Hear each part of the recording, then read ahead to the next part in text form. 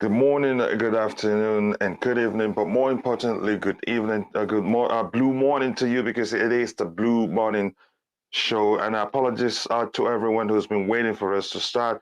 We had some technical issues, but I'm glad that we're back at it. And today we're going to talk about the fact that the rumors that Romelu Lukaku has made the move to leave Chelsea Football Club, and some say he's already agreed terms with Inter Milan. If that happens, it will be good for both parties, the club and also the man himself, because it's just like a marriage when it doesn't work.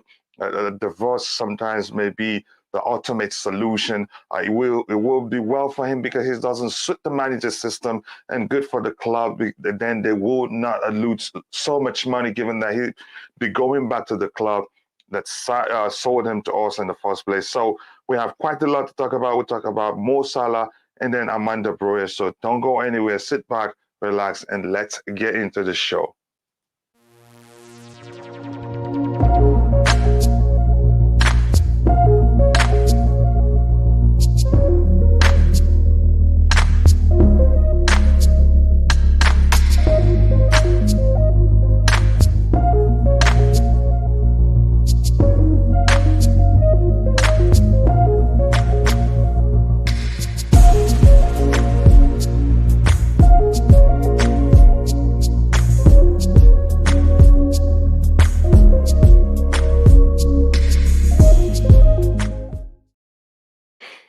Good morning to you, Bobby. How are you doing today? Yeah, good. We've got the Jubilee celebrations going on here. I'm working, but it's very quiet, so I thought I'll try and join. Oh, yeah. Thank you very much. I didn't expect that because usually I expected to join during weekends. So I was surprised when you were asking for the link. But always good to have you, on the panel. Bobby, I'm going to start by asking you what you think about the rumors that Lukaku, that he's already agreed terms with Inter Milan, and it's looking like it is true. It's looking like it is true because we've talked about it like a million times because there's no way in recent days that you talk about Chelsea Football Club and not in some way or the other, you know, should I say, the nights be somehow not talk about Romelu Lukaku. Let me just put it that way, and it's looking like it's true. Your thoughts, Bobby? Yeah, it's very clear that the whole transfer has not worked. Mm-hmm. Was it ever meant to work? I don't know. I'm not sure. Um, I just think it was a faulty buy from the beginning. Mm-hmm. I still have some concerns now. I think it's good he goes. I really do. But are we repeating the same situation on a fresh slate? This is the concern I have. The fact that we don't have contracts already prepared for the likes of Mason Mount and Reece James. They may Uh, well be working at that, but we can't. We just don't know. well, it should have been done. This is the problem with the old board. And this is the concern I have with the Boehly consortium. You see, Mm-hmm. when Abramovich took over, he Mm-hmm. more or less immediately brought his own people in. The only person that sort of remained a bit was, I think, Ranieri, the coach. And it Mm-hmm. was quite clear that he was on borrowed time because Abramovich already had earmarked Marina. Now, and Ranieri really needed to do something extraordinary to get him to change his mind. There was clarity in the direction he wanted to take Chelsea. Now, you cannot invest 4.25 billion and not have a direction, that's for sure, and not Mm-hmm. have a plan, that's for sure. But the clarity of the direction on the pitch is what we're yet to see. Now, the transfer window, yes, doesn't open till next week, 10th of June. Mm-hmm. That would be extremely telling. What happens and how quickly it happens is going to determine the entire playing future of this club. And having certain members of the board that are notorious at dragging their feet, I'm very nervous about it. You know, we have someone like Marina who, if rumor is to believe, has already made 20 million from this sale. You know, I just, the whole thing just seems weird to me, you know, that you haven't already been got somebody that can do deals quickly, either to shadow her for the transfer window, or to, you know, it just seems the whole planning structure is concerning to me. It really is. I know it's very, very, very early days, but we have to move quickly. But coming back to your question about Lukaku, Mm-hmm. go.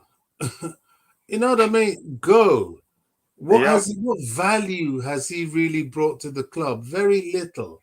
It What hasn't worked. It hasn't It worked. It's as hasn't simple as worked. that. Yeah. The fact that he wants to go and is pulling all these strings means it's unsafe to keep him around the club anymore. And by unsafe, I'm talking of morale of the players. I'm talking of the team spirit. I'm talking of those. We want players that are prepared to collapse on the field for Chelsea. Mm-hmm. That's the sort of player we want. So let him go, and then we bring in another striker. Easier said than done, but I would rather be without him and have that freedom off the wage bill than with him. There is a problem with that as well, because I think the proposals will require either he makes a significant cut in his income, or we pay part of that in the loan. I think the initial thing is a loan. Mm-hmm. Inter is looking for an option to buy, and Chelsea wants a sort of transition, a commitment to buy. Mm-hmm. Um, so that's where the impasse is at the moment. But for me, I would rather he's out of the club than in the club. Yeah, here's the thing. I think even though he's going back to Inter Milan, we've argued here, yes, and we know for obvious reasons Inter is the most viable option because we still owe them 70 million plus, which means selling him to a different club will be very, very difficult because Inter Milan would want how much we owe them. They don't care if we sold him for a penny or a dime. We owe them money. So again, going back to Inter Milan, what I'm not sure is I don't think Inter, even if they agree, okay, let's take him on a loan first, and then we'll buy him if it works out. I don't think they decide to buy him even if he scores like 100 goals for them or something, except if it is an obligation to buy. If it is an option to buy, I can assure you, any smart person will say, even if it worked out, will say, we don't want him. You take him, and then we still owe them money. You get what I'm saying, Bobby? So it's I, still a risk. It's still a risk, but as long as he goes, it solves the problem to to a very, very, you could say, comfortable measure, in the sense that the more he stays around, the more he divides the fan base, the more there's always the argument, oh, it is the system, oh, it is the personnel, they're not giving him the ball quickly and all that nonsense. But go ahead, you wanted to say something, Bobby. yeah, I mean, the whole thing is a very, very bad deal. Mm-hmm. And if Marina is to do anything for this club before she goes, is to try and get the club out of the god awful mess of Romelu Lukaku. I mean, who does that? Who does that? That Mm-hmm. was a terrible purchase, a terrible purchase. And I know, because we live in a world that of truth by popular opinion, people will start referring to, oh, what about the Hazard deal? And Eden Hazard deal wasn't a difficult deal. He was at the peak of his powers. He was coveted for years by Real Madrid. They would have done anything and everything for him because the expectation from him was extremely high by Zinedine Zidane. And they were all in backing Zinedine Zidane. So I don't look at that comparison. I look at this sort of strange, you're supposed to be somebody that negotiates and gives due diligence to deals, and you just jump in for this guy with this level of financial commitment, huge commitment that just makes no sense. However, it is what it is. We are where we are. He has got to go. He wants to. Deep down. Before I go to Nick, do you deep down believe it's going to happen? I think it has to happen. I think we put ourselves in a position where it has to happen. And if you say that we owe Inter 70 plus, yeah. Well, that is his minimum sale price. That is his minimum sale price. Who's going to pay that? So it is a loss and loss all the way through. What this is a matter of damage limitation. And if we get that into our mind... Yeah, whether we like it or not, it's already a loss. Yeah, damage limitation. And if we think like that, he will go and we will reset. The problem is with balancing the books, and the fact that we have already, these buyers came into Chelsea without debt. Now, the Lukaku deal is going to create a deficit of sorts. You're already trading on the back foot. That's what it's done. It's a horrible deal. Horrible, horrible, horrible. I don't understand it. Insane. She needs to fix that. If there's any reason for her to hang around this summer, it's to fix that nonsense she's done with this guy. Yeah, I'm going to catch up with Nick with those in the chat quickly, and then I come to Nick. Nick, welcome to the panel. How are you doing, brother? Yeah, hi, Coach, Bobby. Yeah, I'm okay. Yeah. Okay, brilliant. Let me catch up with the chat quickly. I'll come back to you. Is that okay? Yeah, of course. Yeah. Okay, brilliant. Thank you very much. Pacman says, good morning. I've read where the king of the channel says hit the like button. Yes, people, we have about 38 people watching right now. Please just take a second to like the video. So because the more likes we get, the more the YouTube algorithm will be triggered and the stream will be pushed to even more people. And then it will be more fun here. It says, good morning, guys. I sent to you and Gabriel Omar Bass. Blue morning to you too, brother. I like it when you say that. And just Viola, queen of the house, saying hello, everyone in the chat. And this is Nick. I'm not going to read that because you're here. Blessed morning, Kuchila. Trust you're doing great. And thanks for the stream. More thanks to you for being there to support the stream. You provide great value. It wouldn't be as successful as it is without you. So I appreciate all your support, Gabriel. So thank you. More thanks to you. Hey, everyone, buy Lukaku. I hope that happens. The class says buy Lukaku. Again, just greetings here. Let me see if there's anything to address or just people saying hello to each other. Morning Blues. Again, True Blue himself, notorious some old crap. Yeah, but we'll see. How are you doing? Solomon, Julius, or Samoa. Again, smash the like button. Yes, people, please do smash the like button. Steve Chelsea, again, everybody here saying hello to each other. Apart from Havertz, that deal dragged out. Havertz could not be done as long as Leverkusen were still European camps. So Rudiger equally responsible. Again, we're going to talk about that later. Good morning, guys, says Sheila. Nice to see you here, Sheila. Hope you're doing well. He's willing to take a wedge card. I read that too. Again, so that makes the whole thing easier than it would have been without that. So hello to everyone in the chat. Again, I don't see if there's anything to address here. It says, We were too desperate for Haaland when it didn't happen. We jumped in for Lukaku due to the financial situation at Inter Milan, yet we paid a premium for him. It hasn't worked, so they need to sell. The truth is, it hasn't worked for us. It hasn't worked for him. So the ultimate solution will be for both parties to go their separate ways. But then again, it is still a risk, even though he's going back to Inter Milan, except if the loan deal is with an obligation to buy, then you can be rest assured at least we'll get a sizable fee for his soul. If that's not the case, Inter may well at the end of the loan say, no, we don't want him.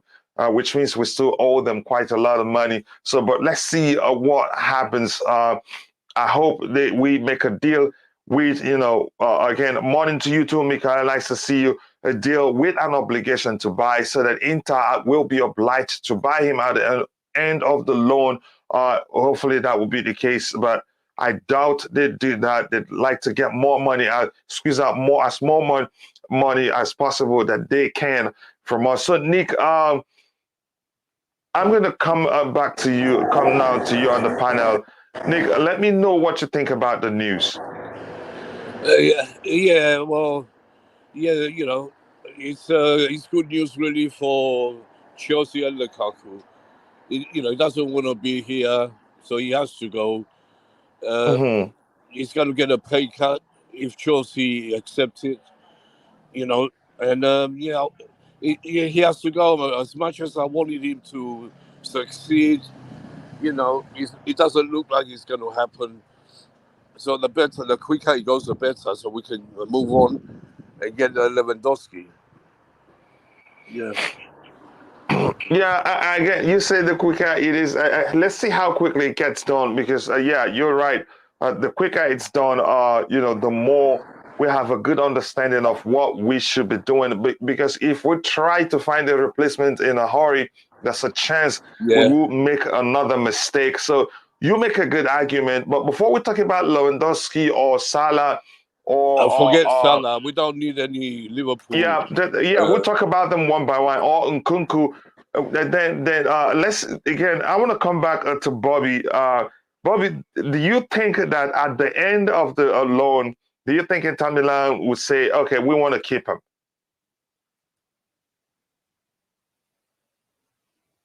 Are you still there, Bobby? Okay, I think we've. I go often ahead. struggle with my to unmute when you're using the phone. It's usually not easy to unmute. Go ahead. Yeah. So, what's my question?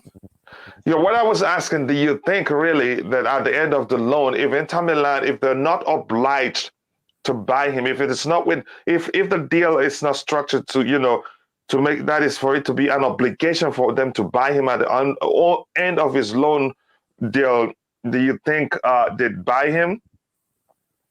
Yeah, I mean, this is where you have clever dealings, isn't it? They take him back because they know he's capable in their league. He was successful for them in their league, and he sent out all the signals that he wants to come back. But he's back on trial while they build up their financial recovery. And if he doesn't do what he did before after a year, well, he doesn't belong to them. They don't have to keep him. So they're negotiating. That is a negotiation. Here's the thing, Bobby. By popular opinion and go ahead. politics. Yeah, I get your point, but here's the thing. This is I understand quite well what you said, but the truth is, this is business for Inter, and they want the money, and they understand that they are the only viable, or at least most viable option for Ross in terms of selling Lukaku, because. Forget that. Yeah, we've been hearing some nonsense that PSG want him. Newcastle could be coming for him, especially the rumors about PSG wanting to sign Lukaku. I know that was absolute nonsense. So now, if they're not obliged to buy him, I'd still argue that at the end of the loan, they'd say we don't want him because he's not younger. He's not getting any younger. That's my argument. Of course, you're right. They are negotiating. they put themselves in a very strong negotiating position. This Mm. is the point I'm making. And we were dumped with a feminist politician. All she was doing was deceiving us. And all these bandwagon people started following her for the wrong reasons. There are millions of women out there that could have come in and done a better job, kept their head down, done deals for the club. We went into politics. Why? Now we're in a mess with this guy. I can't see a way out. That's why I say it's damage limitation. I don't know. I don't know. You're right. They're in a strong position. They're in a very strong position. I think the counter to that is sell him at a cut price and lose some money. I just can't see any way out, because if they, after a year, say they don't want him, he still comes back and we still got to pay those wages for another 3 years. So what's the difference? Yeah. Yeah, I understand. So, Nick, coming to you, I know you heard everything I talked about with Bobby in a minute ago. If you were Inter Milan, let me just, and you're in the position where right now, and you know quite well Lukaku isn't getting any younger. At the end of the loan deal, would you take him? Or have we lost Nick? Okay, I think we've lost Nick, but I get your understand. Yeah, I know, and it's quite well. It's damage limitation because we don't see.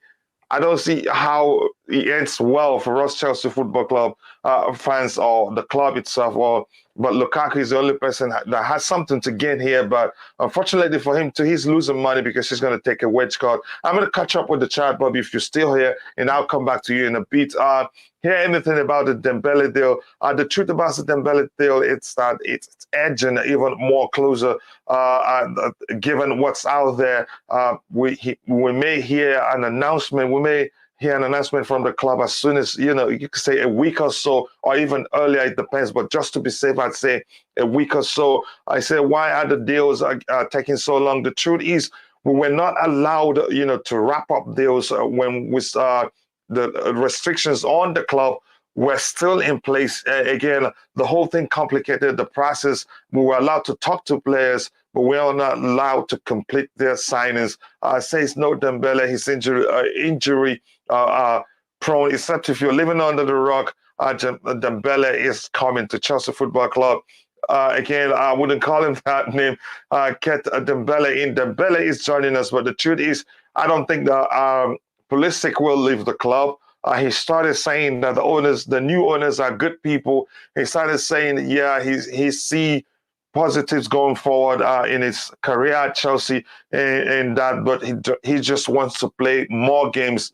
Those comments it's a giveaway that he's not looking to leave. I read that Lukaku and Ziyech are best pals. So do you think Ziyech is also on his way out? Again, like we've discussed during the show here, we've argued Hakim Ziyech leaving Chelsea is easier than it was before. Why? Because Erik ten Hag is now the new Manchester United manager, and Hakim Ziyech had his best form under Erik, and now Erik, it will only make sense for him to say, okay, to decide to go to Manchester United because Erik trusts him and he understands how to get the best out of Hakim Ziyech, which you could argue that Thomas Tuchel has not been able to do that. Bobby, I want to get your thought on this, a comment on the screen. Coach, the transfer market is already very poor. There is a dearth in talented players. It's very difficult. Look how we're struggling to find replacements for the defenders we've lost already. I have no interest in these people talking about Hakim Ziyech leaving. We're not here to feed Man United. Hakim Ziyech is a Chelsea player, and he remains a Chelsea player. If you have something better in his place, fine. But the purchase of Dembele does not necessarily mean the departure of Hakim Ziyech. No, they're two different. That is two, contrasting in terms of style, everything in attributes. But go ahead. But get the player in first before we start talking of players to leave. This is the problem at Chelsea. We get rid of players without having them already been established as surplus to requirements. If they're already established as surplus to requirements, then they themselves will want to leave. But I don't really understand that conversation. I don't think that the But issue here's arises. can I come in if you don't mind, Bobby? Yeah.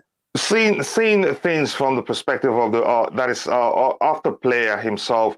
We're talking about Hakim Ziyech here.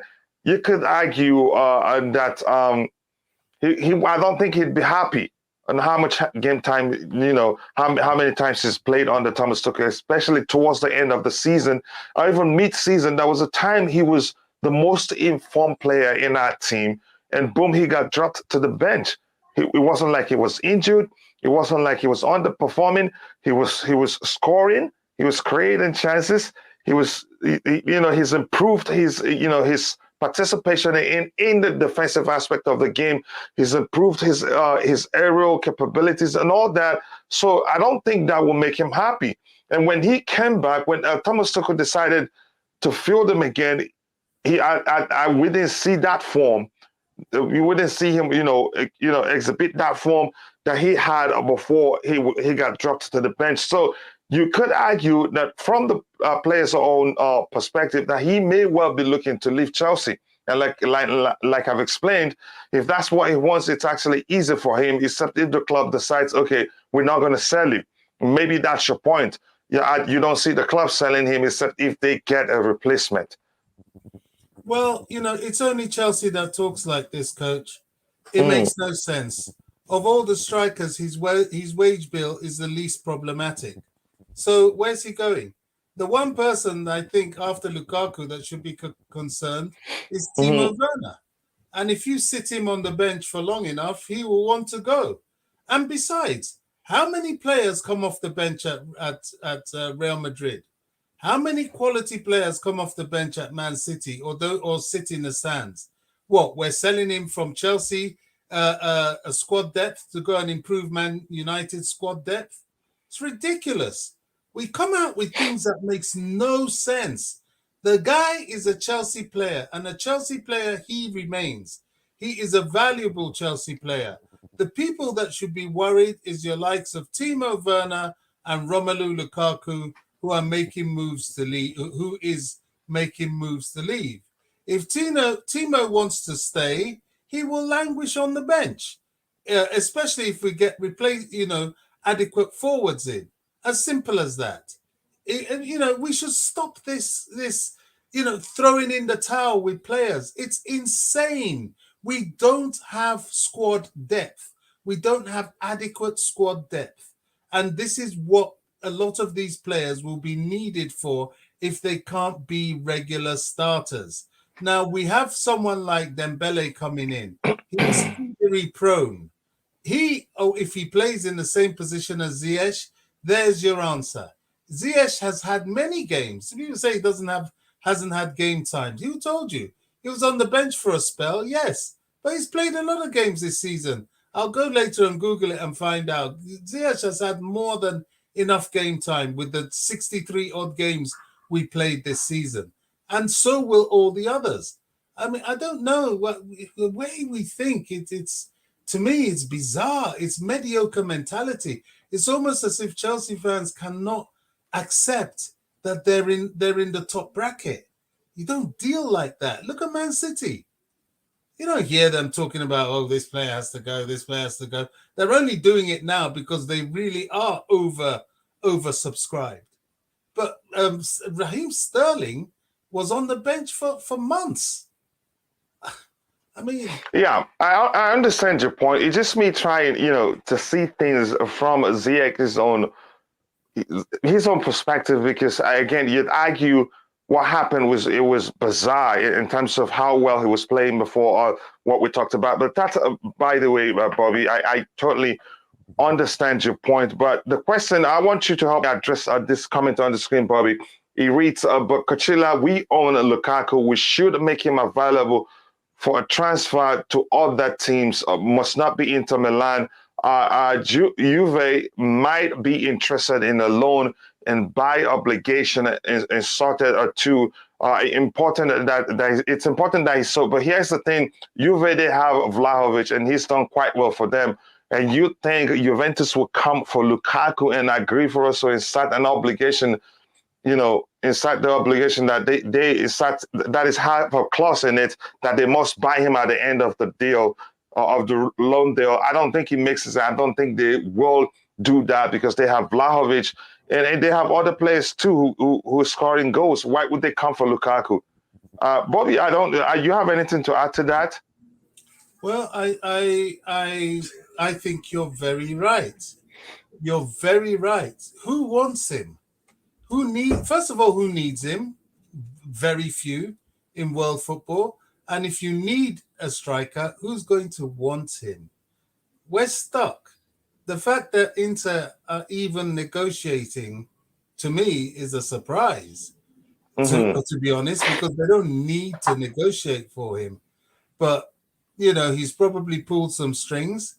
And, some people there have said, okay, we'll give you another try. It's a conundrum. We're stuck with him.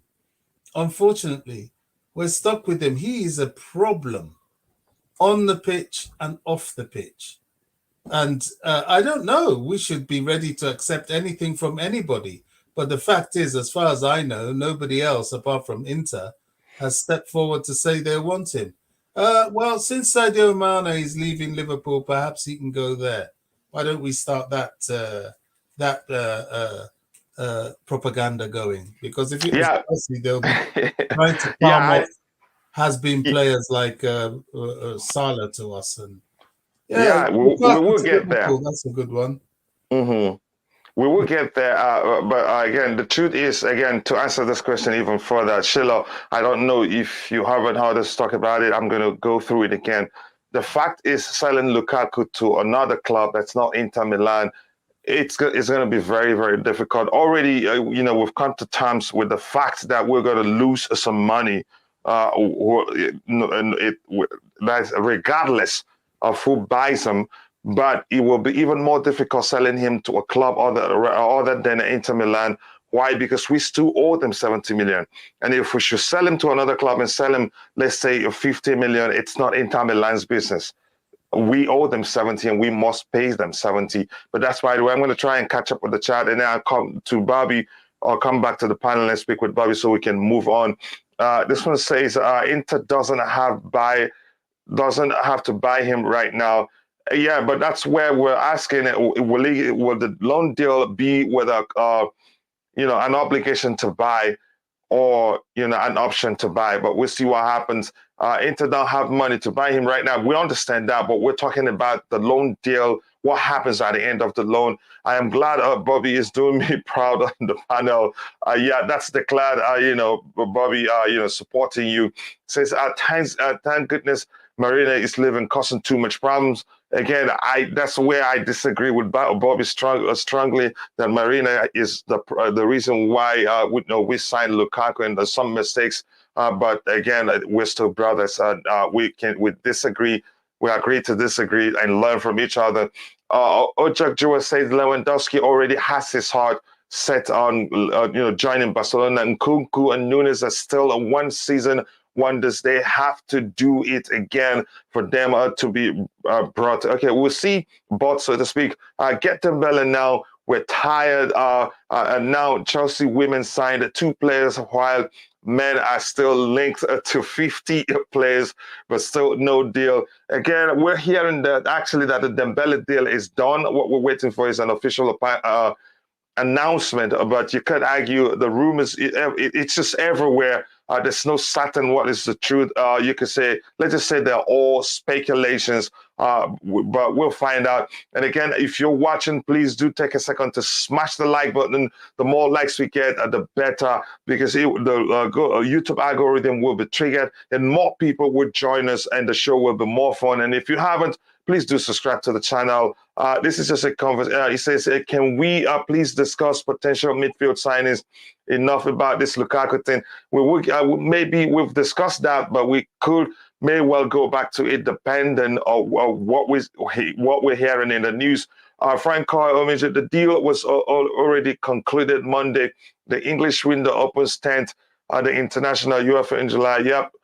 If Pulisic is staying, I don't see any reason why we can sell Ziyech. We'll see. Let's see what happens. Again, players are on holiday. Yep, that's the very correct, true blue. Let me see how quickly I can catch. Ziyech is gone.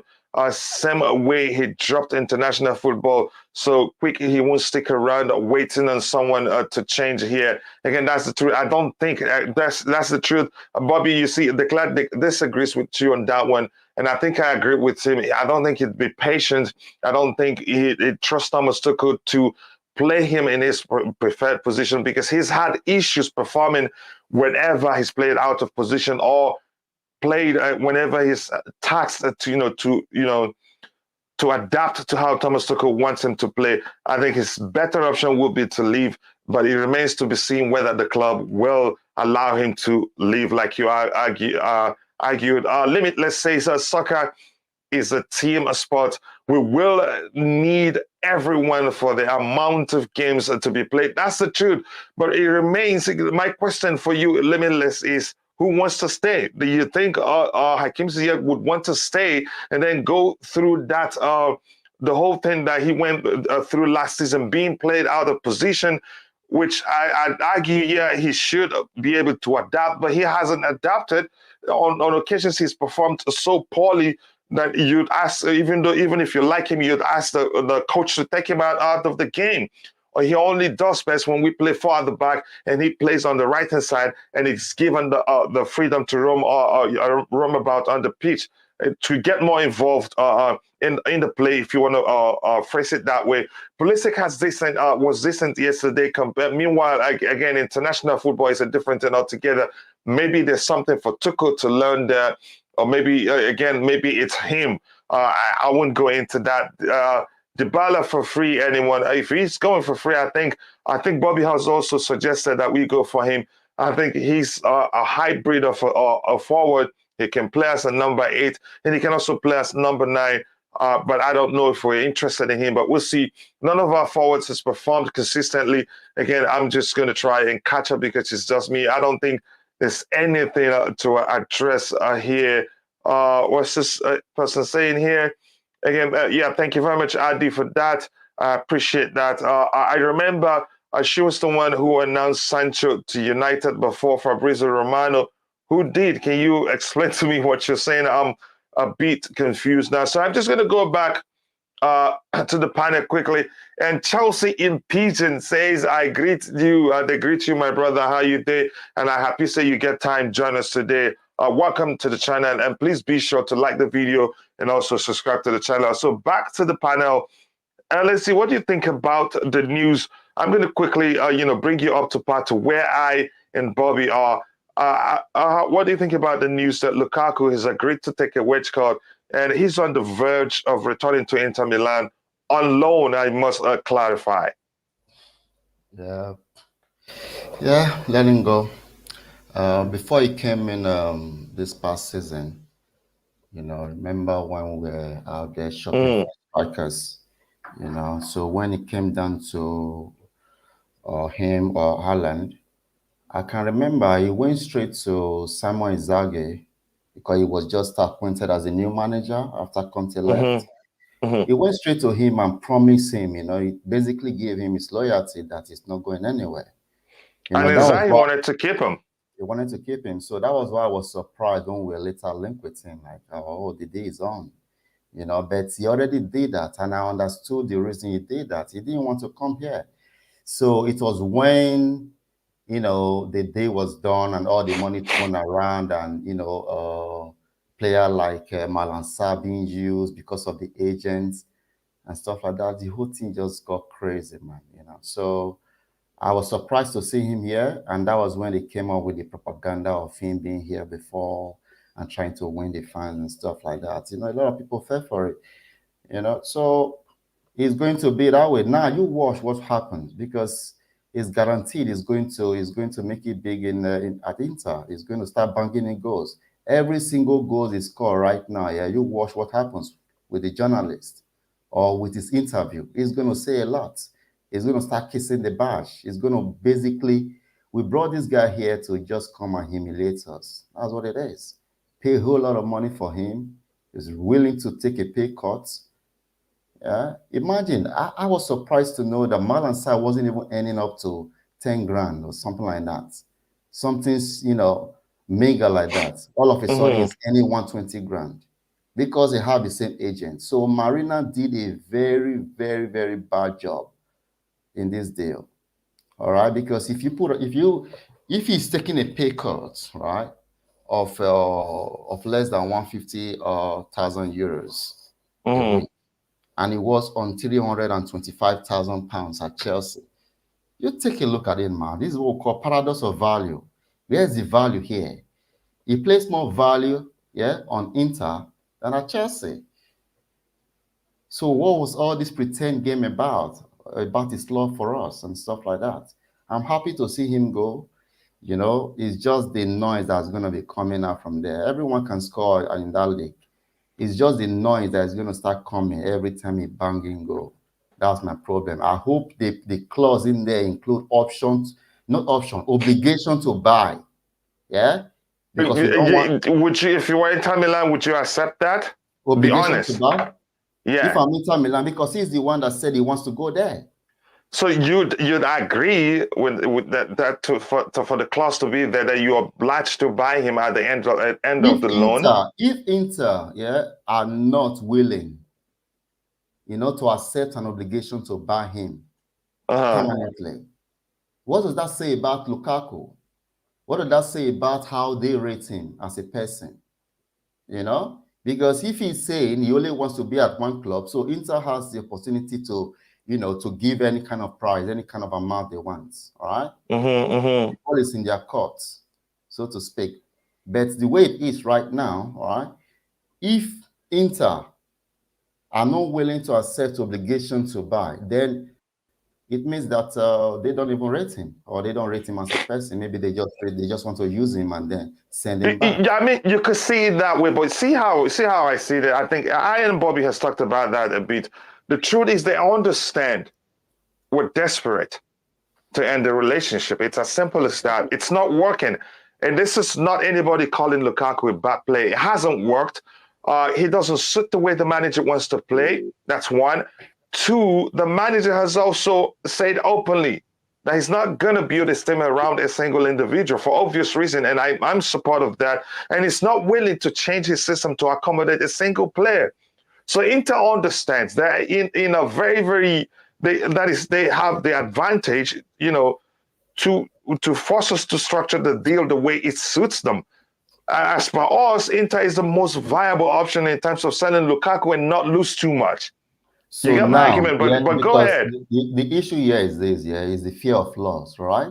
The fear of loss can make a man commit any kind of atrocities just because he's scared of losing something, So we are not going to be, I don't think we should be blackmailed by this, You understand? If we can bring in someone, all right, and this deal is not done, keep him on the bench, all right? He has a contract with us, okay? The contract is signed with us did not indicate that he has the option to leave anytime he wants, all right?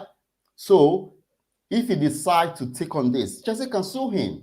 Because if Chelsea decides to get rid of him or do anything to him, then he can sue us, all right? So it's vice versa. So I don't think he has the power right now. It's because of the value we are placing on him. If we bring in someone that is banging in the goals, we send him straight to the development team.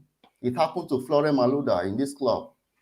All right. So, I think the ball is in our court. It's just because I don't think we should be desperate to get rid of him. Okay. Let him do what he wants to do. All right. We put in our clause in there, obligation to buy, because get rid of this guy, get rid of him because he's not matured enough. Yeah, people think, because of his age and all of that, because of his size. That doesn't determine maturity. So he should, if we cannot get rid of him, we should keep him on the bench and get a proper striker. All right, let me catch up with the chat again. Then I'll come back to Bobby. If you're in the chat, please, wherever you're watching from, we have 108 people watching, and we had just 47 likes. we can actually do better than that. We've gained almost 10 subscribers already. So, but what I'm asking, please, if you haven't, please do take a second to like the video and subscribe to the channel if you haven't. The likes are very important. That's just show some love to the channel by liking the video. The more you like the video, the more the stream will be pushed to more people who would be interested in this particular topic. And please do subscribe to the channel to help us reach 3K subscribers as soon as possible. Orlando or Mentor says, at first I thought King Lukaku would perform well, but his adaptation was very poor. His runs and dribble skills is not on point. I think he can only perform in a Serie A. And should go. Again, that's a good argument if you want to see it that way. Dybala is overrated. I don't think so. I think it depends on the manager he plays under. You see how well he does whenever he plays for Argentina, especially, for instance, yesterday. Again, if you saw the game, you understand what I mean. Dybala prime days are gone. He may well get better as he ages again, but I understand your argument. Lukaku can shine next season. Let's keep him. That's an argument I don't agree with. We've seen the chances of that working is very slim. Stop spreading lies at prison. Again, I believe we don't need to change the attack that much. We just need a creative 10 that can find that final pass, like Eriksen, like Cesc, Fabregas, who can. The names are rare, but the truth is, I think we need more creativity, and that's why I don't want us to lose Hakim Ziyech because at this point he's one of the most creative midfielders we have. But my concern is that I think he'd be looking to leave, given what happened towards the end of the season. But let's see what happens. Like the stream, guys. Yes, please keep liking the stream. Let's shoot for 200 likes by the end of the show. If you haven't liked the stream, it's free. Nobody's going to ask you to pay. And here's my brother and friend, a phantom of many topics. He says Lukaku must take pay cut if he wants to play at Milan. And rumors are very correct. And rumors are that he's actually agreed to do that because I don't see them taking him back with a 3-something that he's earning at Chelsea. I think a salary increase was one of the reasons why they refused to give him a new contract. Priester says, I have already explained it about Grimes. You skipped my previous comments. Again, if I skipped it, I'll try and find it again. Can you try again and explain what you're saying? And I'll read it. Apologies, it wasn't intentional. It's just me. And there are quite a lot of comments here to go through. Enough with the Lukaku saga. We need to let him go. Again, that's why we're talking about it. We get into, okay, what do we do next? Since it's becoming more obvious that he's going to leave. Dybala's best season was 19 goals once. Again, but I'd take him over Lukaku anytime, any day. That's me, but I get your argument there.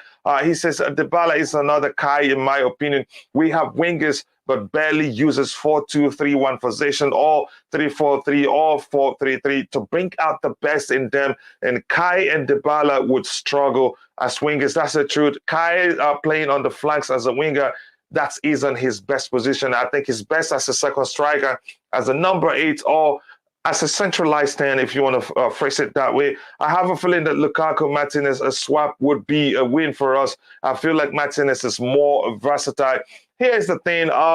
Inter Milan wouldn't even consider trying to bring Lukaku back if they decided to sell Martinez. And if they bring Lukaku back, if any club comes for Martinez, they wouldn't sell him. Remove Martinez, Lautaro Martinez from Inter Milan when Lukaku was there. Lukaku will not probably score half. You could say at least half of the goals he scored. Let me just score. You could say you minus 10 goals out of how many goals he scored. Let me just phrase it like that to be safe. But I hope you understand my point. Here it says I think we should give Lukaku another season. I think it's a risk that's not worth taking. Again, there's a chance. You've heard the manager say he's not willing to change up his system to accommodate a single player. And I think you could argue really it's not working out for Lukaku, and we don't have the personnel to make that change. And that could get even worse the more Thomas Tuchel gets in the players that play the way he wants. I think it will be even more difficult for Lukaku to adapt with the team. Inter have financial and tax issues. They can make signings after the tax year is concluded. They can save a 4 million if they take him on loan.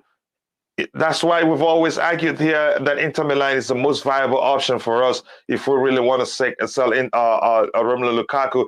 As much as I would love that Martinez signing a new deal when they sold Lukaku, it might not be easy to swap. It's not going to be easy, not might. It definitely will not be easy, because if they bring in Lukaku back, one of the reasons why would be because they still have Lautaro Martinez at Inter Milan, so there's no chance they'd agree with this with this swap deal. It would be very impossible for Lukaku to stay. Yeah, we already know that. Says Lukaku can stay, but he must make sure that he will prove us wrong. Again, it remains to be seen. Chelsea in Pigeon says Lukaku, that not only that one that when they say a Pulisic way delete in Chelsea Insta post. Yeah, again, we could talk about that one another day. Highest goal scorer. So Mikona chill. He's the highest goal scorer, but still he should be scoring more, and he knows that, and it hasn't really worked. But I get your argument with Dembele and Lukaku. It won't work because, as you can see, we have lots of wingers that want to score, and that's a problem with Lukaku in the center. Here's one thing I agree with you, Ashford. One of the biggest problems with Chelsea is we play as a unit until it's time to score. Everybody wants to be the scorer. But is that Lukaku's problem? No, I don't think. I think his problem is he himself. That is his attributes as a player doesn't really suit the way we play. So again, that's another argument for another day. Declared there are rumors they would consider selling Lautaro Martinez if they get Dybala. I don't know how true that is. Plus, they also have Zeko, who seems to age like fine wine. That's another player I would have loved to sign, but that's by the way. Hakim is a great player, and I think we should give him more playing time. It remains to be seen if the coach will do that. That interview, again, it caused a lot of problem. It didn't help matters. I think, and I hope Lukaku will still improve. Again, it's quite a lot, but I'm more caught up. So I'm going to come back to the panel and let's talk with the panel. Nika, I'm going to start with you. I don't think we should talk more about the Lukaku case again. But let me just ask this question, since somebody in the chat talked about it. Do you think Inter Milan would agree to swap Lukaku, take Lukaku and give us Lautaro Martinez? I can't just pronounce his name correctly. Martinez. Mm. Yeah, well, I don't think Martinez is the right answer. I want to go for Lewandowski, as you know, first of all. If we can't get Lewandowski... we understand that, but do you think Inter will agree? Coach, stop interrupting me. I don't know what's wrong with you, coach, these days. Right. Yeah, don't get offended. No, I'm not offended. Go ahead. Yeah, because you always interrupt. I don't know why. Because I wanted to ask you a further question. Go ahead,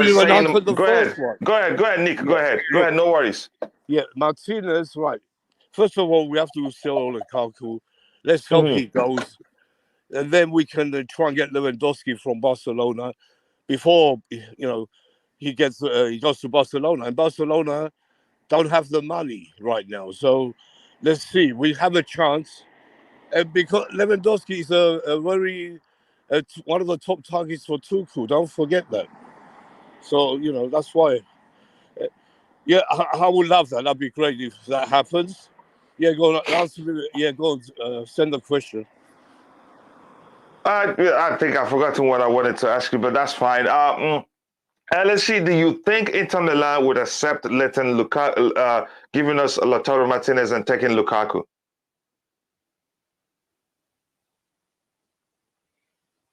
I think it's taking them a while to unmute his phone. Yeah, again, did you hear my question, LSC? Yes, I did. Yeah, it was regarding the swap deal. I don't see how feasible that would be, because I won't be surprised if Lukaku is even insisting that Martinez stays. I understand that contract can be discussed individually, but they can also be dependent on the personnel that is already at the club, and the arguments that Lukaku might put forward that, my link-up play with Martinez can help us win the Scudetto. So, you never can tell. So at this point in time, I don't really see it as a possibility. We would have gone for him at the very beginning because it's more fluent to our system. It's more flexible. Compared to a player like Lukaku that is rigid and can barely dribble, and the whole system is the whole thing is a mess. It's a mess. Marina should clean up her mess. However, whatever she wants to do, let her do it before she leaves the club.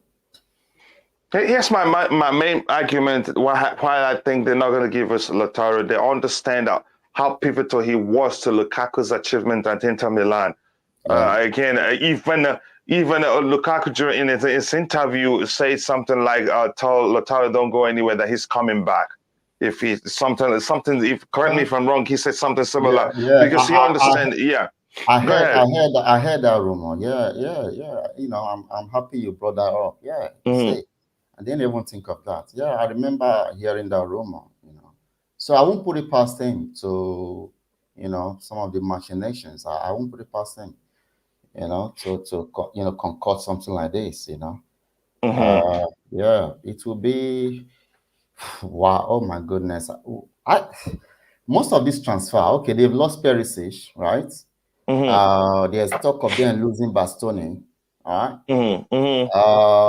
Now we're talking about Martinez. I don't see it as a feasible option for us. If we are, they're not going to give you a lot. He's actually one of the most important players, and because now, like I explained, they understand how pivotal he was to what Lukaku achieved at Inter, especially his last season before he left them. So why bring back Lukaku if he's not going to be there? If he's not going to be there, and they don't want to gain more grounds to AC Milan, for next season. So it's going to be a tough one. Okay, go ahead, bro. Go ahead. I don't know, Nick, are you really sure about this link to Lewandowski? Because you keep bringing him up, We'll come back to talk about the replacement. Okay. There's something we need to talk about first before we talk about what replacement will be the best for us. Bobby, your thoughts on the suggestion for Lukaku, Lautaro Martinez swap? Coach, 1 second. It was I've been hearing something today from the inside Chelsea. That's why I'm so sure we can get Lewandowski. But it's not coming from any of the journalists, the number one. The journalists don't get anything right anyway. So if you want to listen to the journalists, go ahead and do that. All right, Bobby, your thoughts, please. Bobby, your thoughts on that is the suggestion that we should swap Lautaro. Then let's ask for Inter to give us Lautaro Martinez and take Romelu Lukaku. Do you even think it's possible?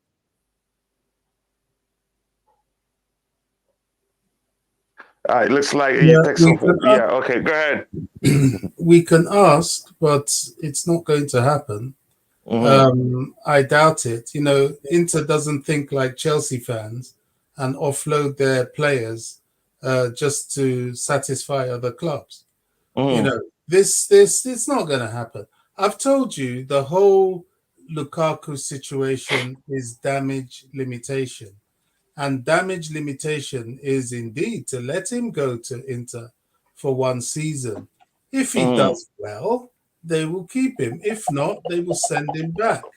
And then we will have Marina crowned as the queen of expensive dead wood, because we will be the only top flight club in living history that is going to have a 97.7 million pound player on 325k a week sat with the development team. That's where we are. and that's what will happen Yeah. unless something extraordinary can happen to change that situation. So, swapping Lukaku for Lautaro Martinez, all these things, it's not realistic. It's not going Yeah. to. I would prefer now we start looking at Sebastian Haller from Ajax. Yes, he was a West Ham flop. We'll talk about replacements, but I think for Hela, just quickly to answer you that I think I don't think he still do well in the Premier League. We've seen how that went. Maybe you could argue it depends on the team he played in, but that's by the way.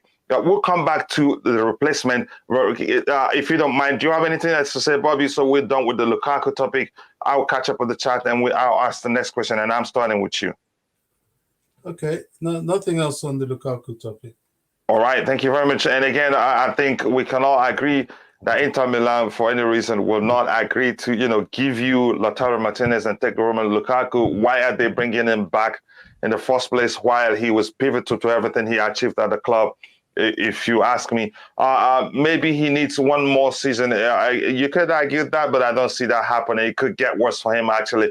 We can just give him another chance, then we would see what's up about that. We just need creative midfielders mostly, and also if we can just change our formation to 4 in defense. You need to elaborate better how that would make a difference. Let me just say this one more time, but then I'll move ahead. Lukaku operates with lots of spaces. Without spaces, he finds it difficult to be. He's usually not effective.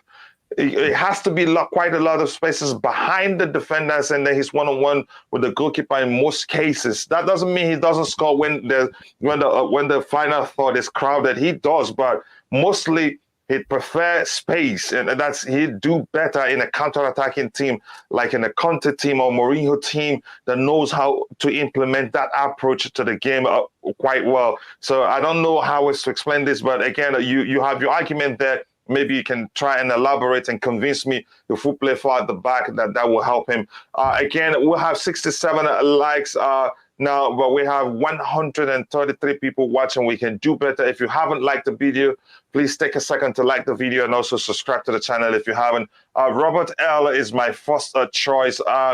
We remains to be seen whether he comes to us. I don't want Martinez, no Lukaku. Again, that's your argument. Lewandowski wants to go to Barcelona. We ain't getting him. That's your argument. Again, Nick says he's started from somebody that's at the club, but we'll see what happens. It says, Coachella, you argue for Zenit, like changing the system accommodates strikers, wingers, attacking midfielders, fullbacks in more natural way. That's a good argument. The system will be the end of players and coach. Again, the system does go a long way, I think, but I don't know what's going to happen in terms of ZX, but if I was him, I'd be looking to leave. Again, that's me. It remains to be seen whether the club will let him go, because like Bobby argued, the club will not consider letting him go if they don't have a replacement, and he can't force a move. Is Robert L still on contract with Bayern? Yep, he's not living on a free. You have to pay some fees, transfer fee to Bayern. And let Lukaku go. We can talk. Yep, I think we're done with the Lukaku argument. I think we should talk about something else. And Bobby, the question I ask, let me ask you this, Bobby. 1 minute, coach. I just have to send a message to Just Viola. Just Viola, the American flag is Todd Boehly, blue and white army, by the way. So, that's the American flag. Okay, thank you, Nick. Bobby, I'm going to come to you. What I want to ask you is this, Bobby. How would you define the ideal Thomas Tuchel striker, or forward if you prefer? So you cut out there a bit. What was it? How would you define the ideal Thomas Tuchel striker? Ideal Thomas Tuchel striker. How would you define it? Well, the ideal Thomas Tuchel striker is Kai Havertz with more goal conversions. The striker needs to be mobile, and the striker needs to be a consistent finisher. I mentioned Haller because I think though he had a bad season with West Ham. And we'll come to the choices. Don't give it up. Don't give it up. Don't give it away, Bobby. We'll come to the choices. Go ahead with your description. Well, I've given you a description. Yeah, okay, that's fine. But we'll come back to Hela, because if you give it the winner, we might go to start talking about that part and not, wait until the right time, because that's why the reason why I'm asking that. I asked that question, but I think you described it perfectly. I think Kai Havertz will be a perfect, an ideal, that is Thomas Tuchel striker with goals. That is with goals. Your turn, LSC. How would you describe an ideal? That is the ideal Thomas Tuchel striker. Yeah, obviously it's gonna be. We know he doesn't like an out-and-out striker. He likes to play with either an inside forward or attacking midfielders or even wingers. So yeah, any of those guys up front can be an idea. Even Werner with the goals can be his type of striker, and I agree with Bobby. Yeah, Kai can be his type of strikers, because he wants them involved in the play, so not just someone hanging around. And that was why I didn't use Giroud, but Giroud can play too, Giroud can play, but yeah, he wasn't using much of the hold-up play for the striker. I think it was because of Lukaku that he should prop up at our club. Yeah, so yeah, I agree. That would be someone like Kai, Werner, Pulisic with the goals, not just a full-time number 9. Yeah. Nick, your turn. Your ideal striker, Thomas Tuchel. How would you describe Thomas Tuchel's ideal striker, or forward if you prefer?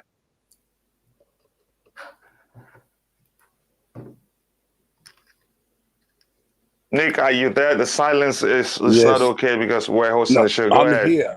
Yeah. All right, go ahead. So say that again. You're talking about. How would you describe the ideal Thomas Tuchel striker? Yeah. There's only one word: Lewandowski. That's the ideal striker. Okay. Ideal striker, or Benzema, but we can't get Benzema, so we have to, and there is a chance we're going to get Lewandowski. Don't think Barcelona is 100% Barcelona, because it's not right now. Things have changed, but we're going to hear some news soon. Okay, even with that description, I want to ask you this next question, so everybody will get caught up, and we'll move up to the choices. So, with that description, with Lewandowski being Thomas Tuchel's ideal striker, type of player that will perfectly fit in his team as the striker or forward, if you prefer, as number 9, if you prefer, so to speak. So, would you agree that signing Lukaku was a mistake? Yes, it was a big mistake. It was a mistake, and it wasn't. Look, when he first came in, he would look good. He was scoring. But the problem is, we keep saying that interview ruined his Chelsea career. That's why. So you can say mistake, or you can say, he was forced to by a lot of fans as well, because the hatred got to him. So there's 2 reasons. You can say mistake, or the abuse he got. It's the abuse he got. That's why he didn't turn out to be what we wanted, because of all these people who didn't want him in the first place. They were calling him names before he even kicked a ball for Chelsea. I can name you names if you want, but I won't. No, but that's not the answer I'm looking for right now. What are you looking for? Names? No, you've answered it. You said it was a big mistake. You said, that's okay. Let's see your turn. Wait, I haven't finished that. Wait a minute. I haven't finished yet. Why so quick to go to LSG? Because you've moved on. You're talking about something else, Nick. No, I'm talking about the mistake. All right, go ahead. It's not just a mistake. All right. The mistake is from the Chelsea fan base for ruining his career for Chelsea. That's the mistake. Okay, let's see. Please go ahead. Can you please tell us? You've defined the ideal Thomas Tuchel striker, and you can obviously. I know you agree that signing Lukaku was a mistake. It wasn't like Lukaku is a bad player. He's a good player, but he simply doesn't fit the profile of player that Thomas Tuchel uses. Go ahead, LSC. Yeah, I was just looking back at some of his previous comments the first time he was around with us. I Mm-hmm. remember I saw a video clip of him when it was evident that he was going to be sold to Everton, and he made a comment of Chelsea liking, to throw away money, like we don't care about money, we just like to throw away money like that. So it's almost like the same thing is repeating itself. So it was actually a very, very terrible mistake. You know, I don't necessarily, Nick, I'm not having a fight with you or anything. All right. So please calm down a little bit. All right. I don't agree with the idea that, LSG, I'm not having a fight with you. I'm just talking, that's what I think about Lukaku. yeah. So Well, basically, yeah, yeah. go on. Yeah, So, you're my friend, isn't it? So I don't know what yeah, you. you know. You should. So, Yeah, go on, go on.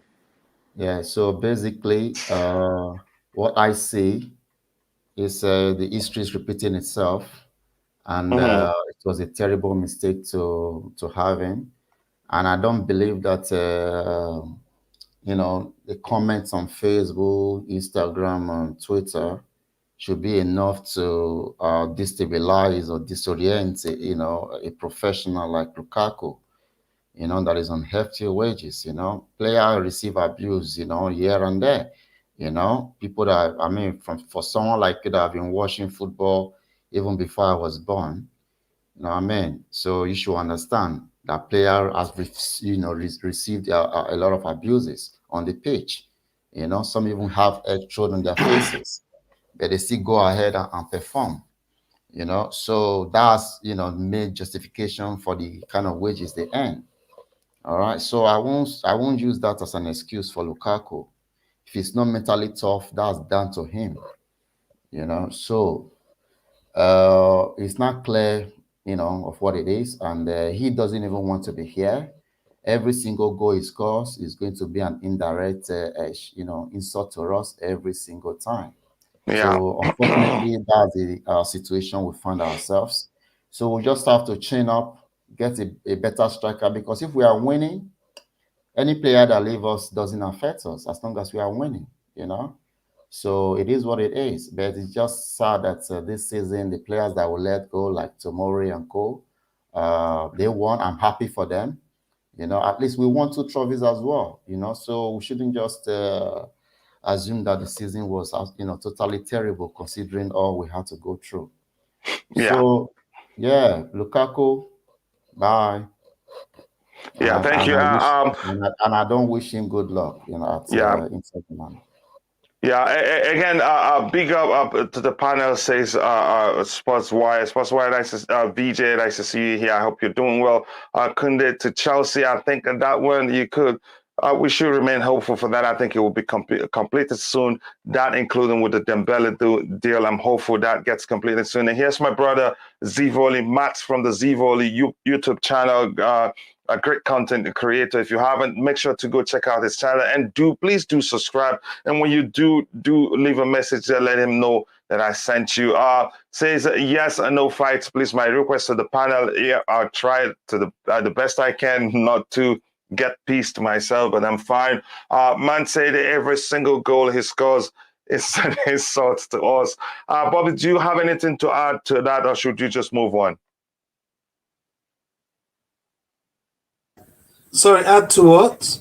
What the Lukaku? Yeah, exactly. Because if you after each person defined the ideal Thomas Tuchel striker, I asked the person whether they agree Lukaku. It was a mistake, but that's not saying he's a bad player. Coach, I have to go for now. Maybe I'll Okay, come Nick. back All right, no later. problem. Later. Yeah, Lukaku was definitely a mistake, but as far as strikers are concerned, unless we agree with Inter, we will probably have to keep him. Now, how Mhm. do we work with that? Do we make sure that there are people around him that can give him the opportunity to just pass the ball into the net? I don't know. I really don't know, but it's a big problem. And definitely, it's a mistake for sure. For sure.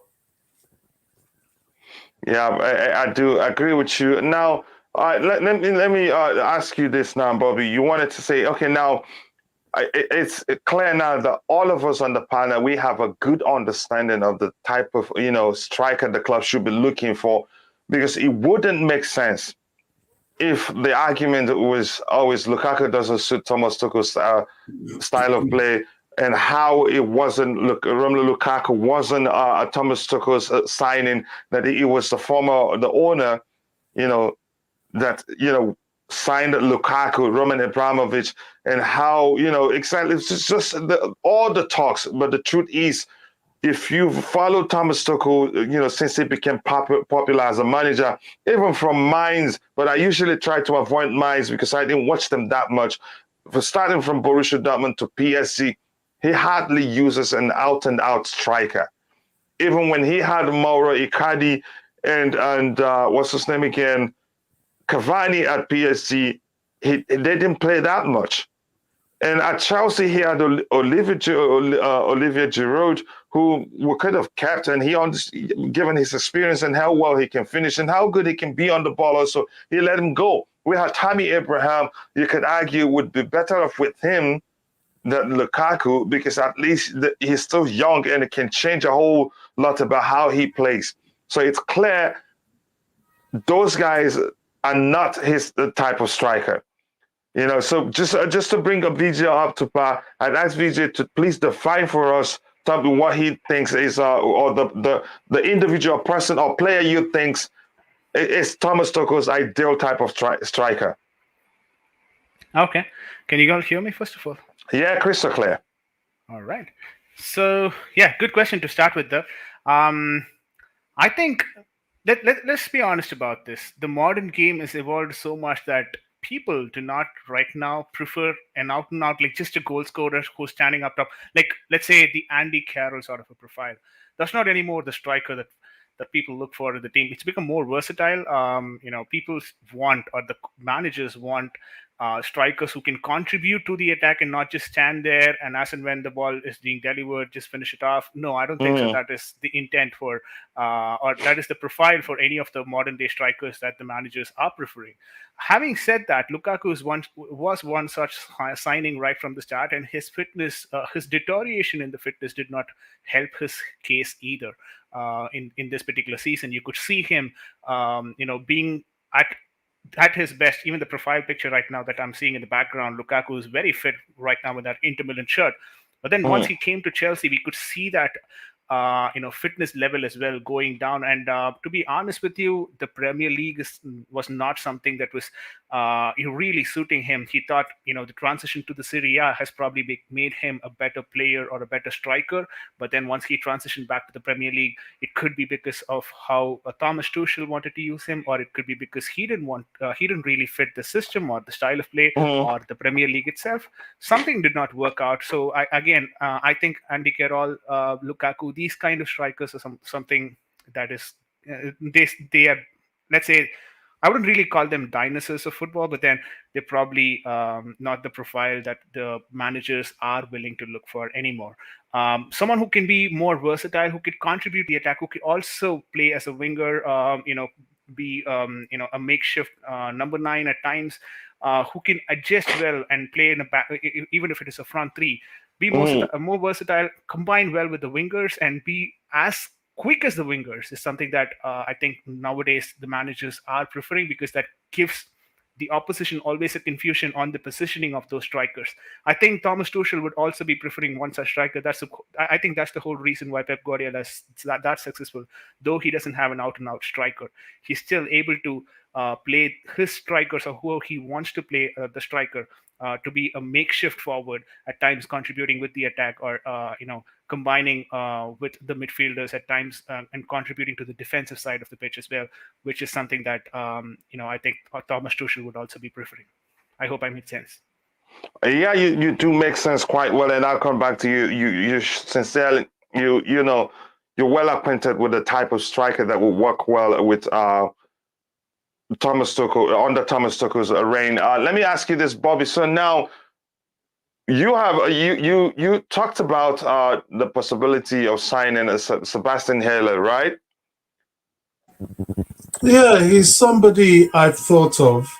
I think Sebastian Haller, Robert Lewandowski, they have to be the people that we're looking at, because you see the dearth of talent out there in every position to buy is staggering, and we've been slow off the mark with the likes of Haaland, which I think is a big miss for us.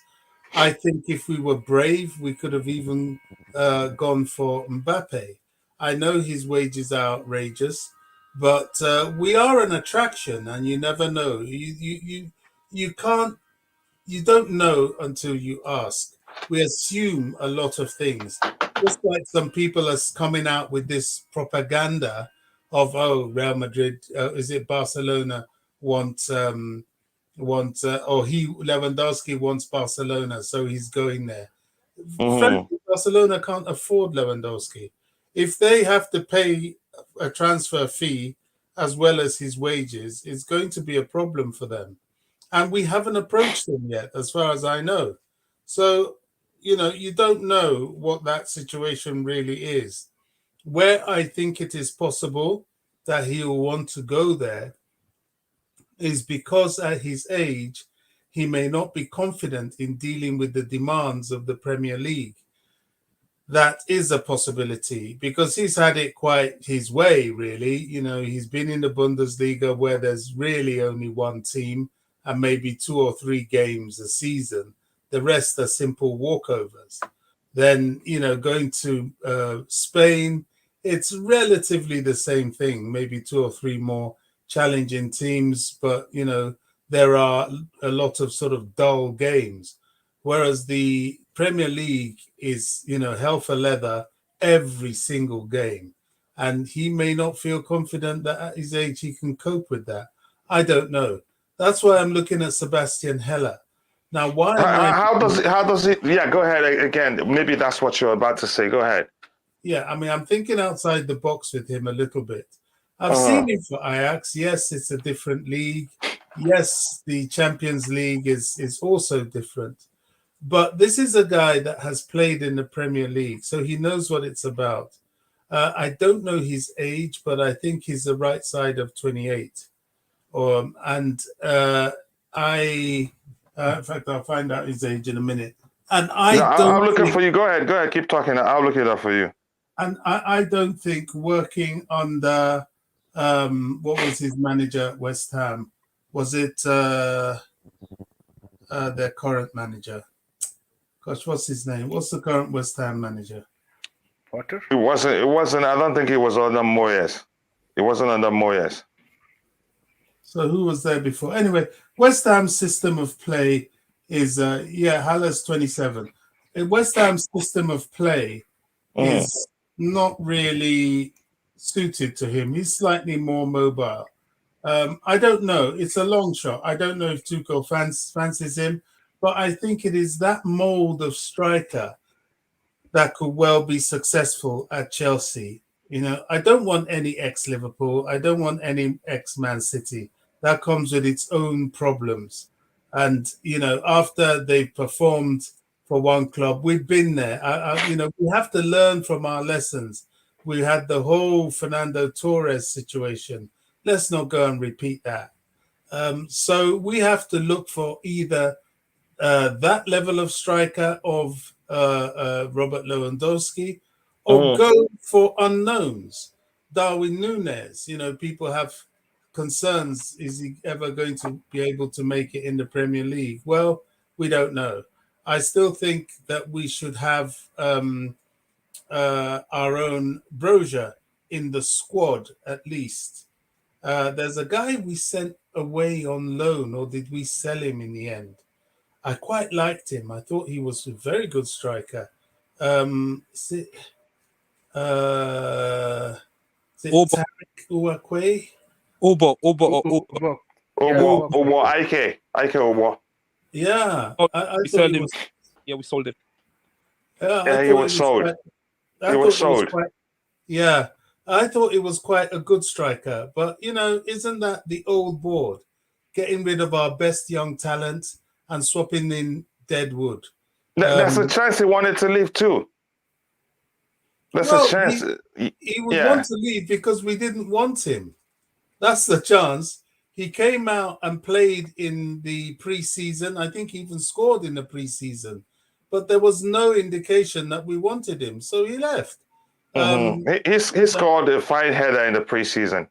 Yeah, so, if there was more interest in him, he may have stayed. But, we saw a quick way of earning some money and got rid of him. The desperation of a proper director of sports or football, whatever you want, a sporting director, is clear at Chelsea. But, they're looking at this guy from Atletico Madrid. My concern is how much does he know about Chelsea?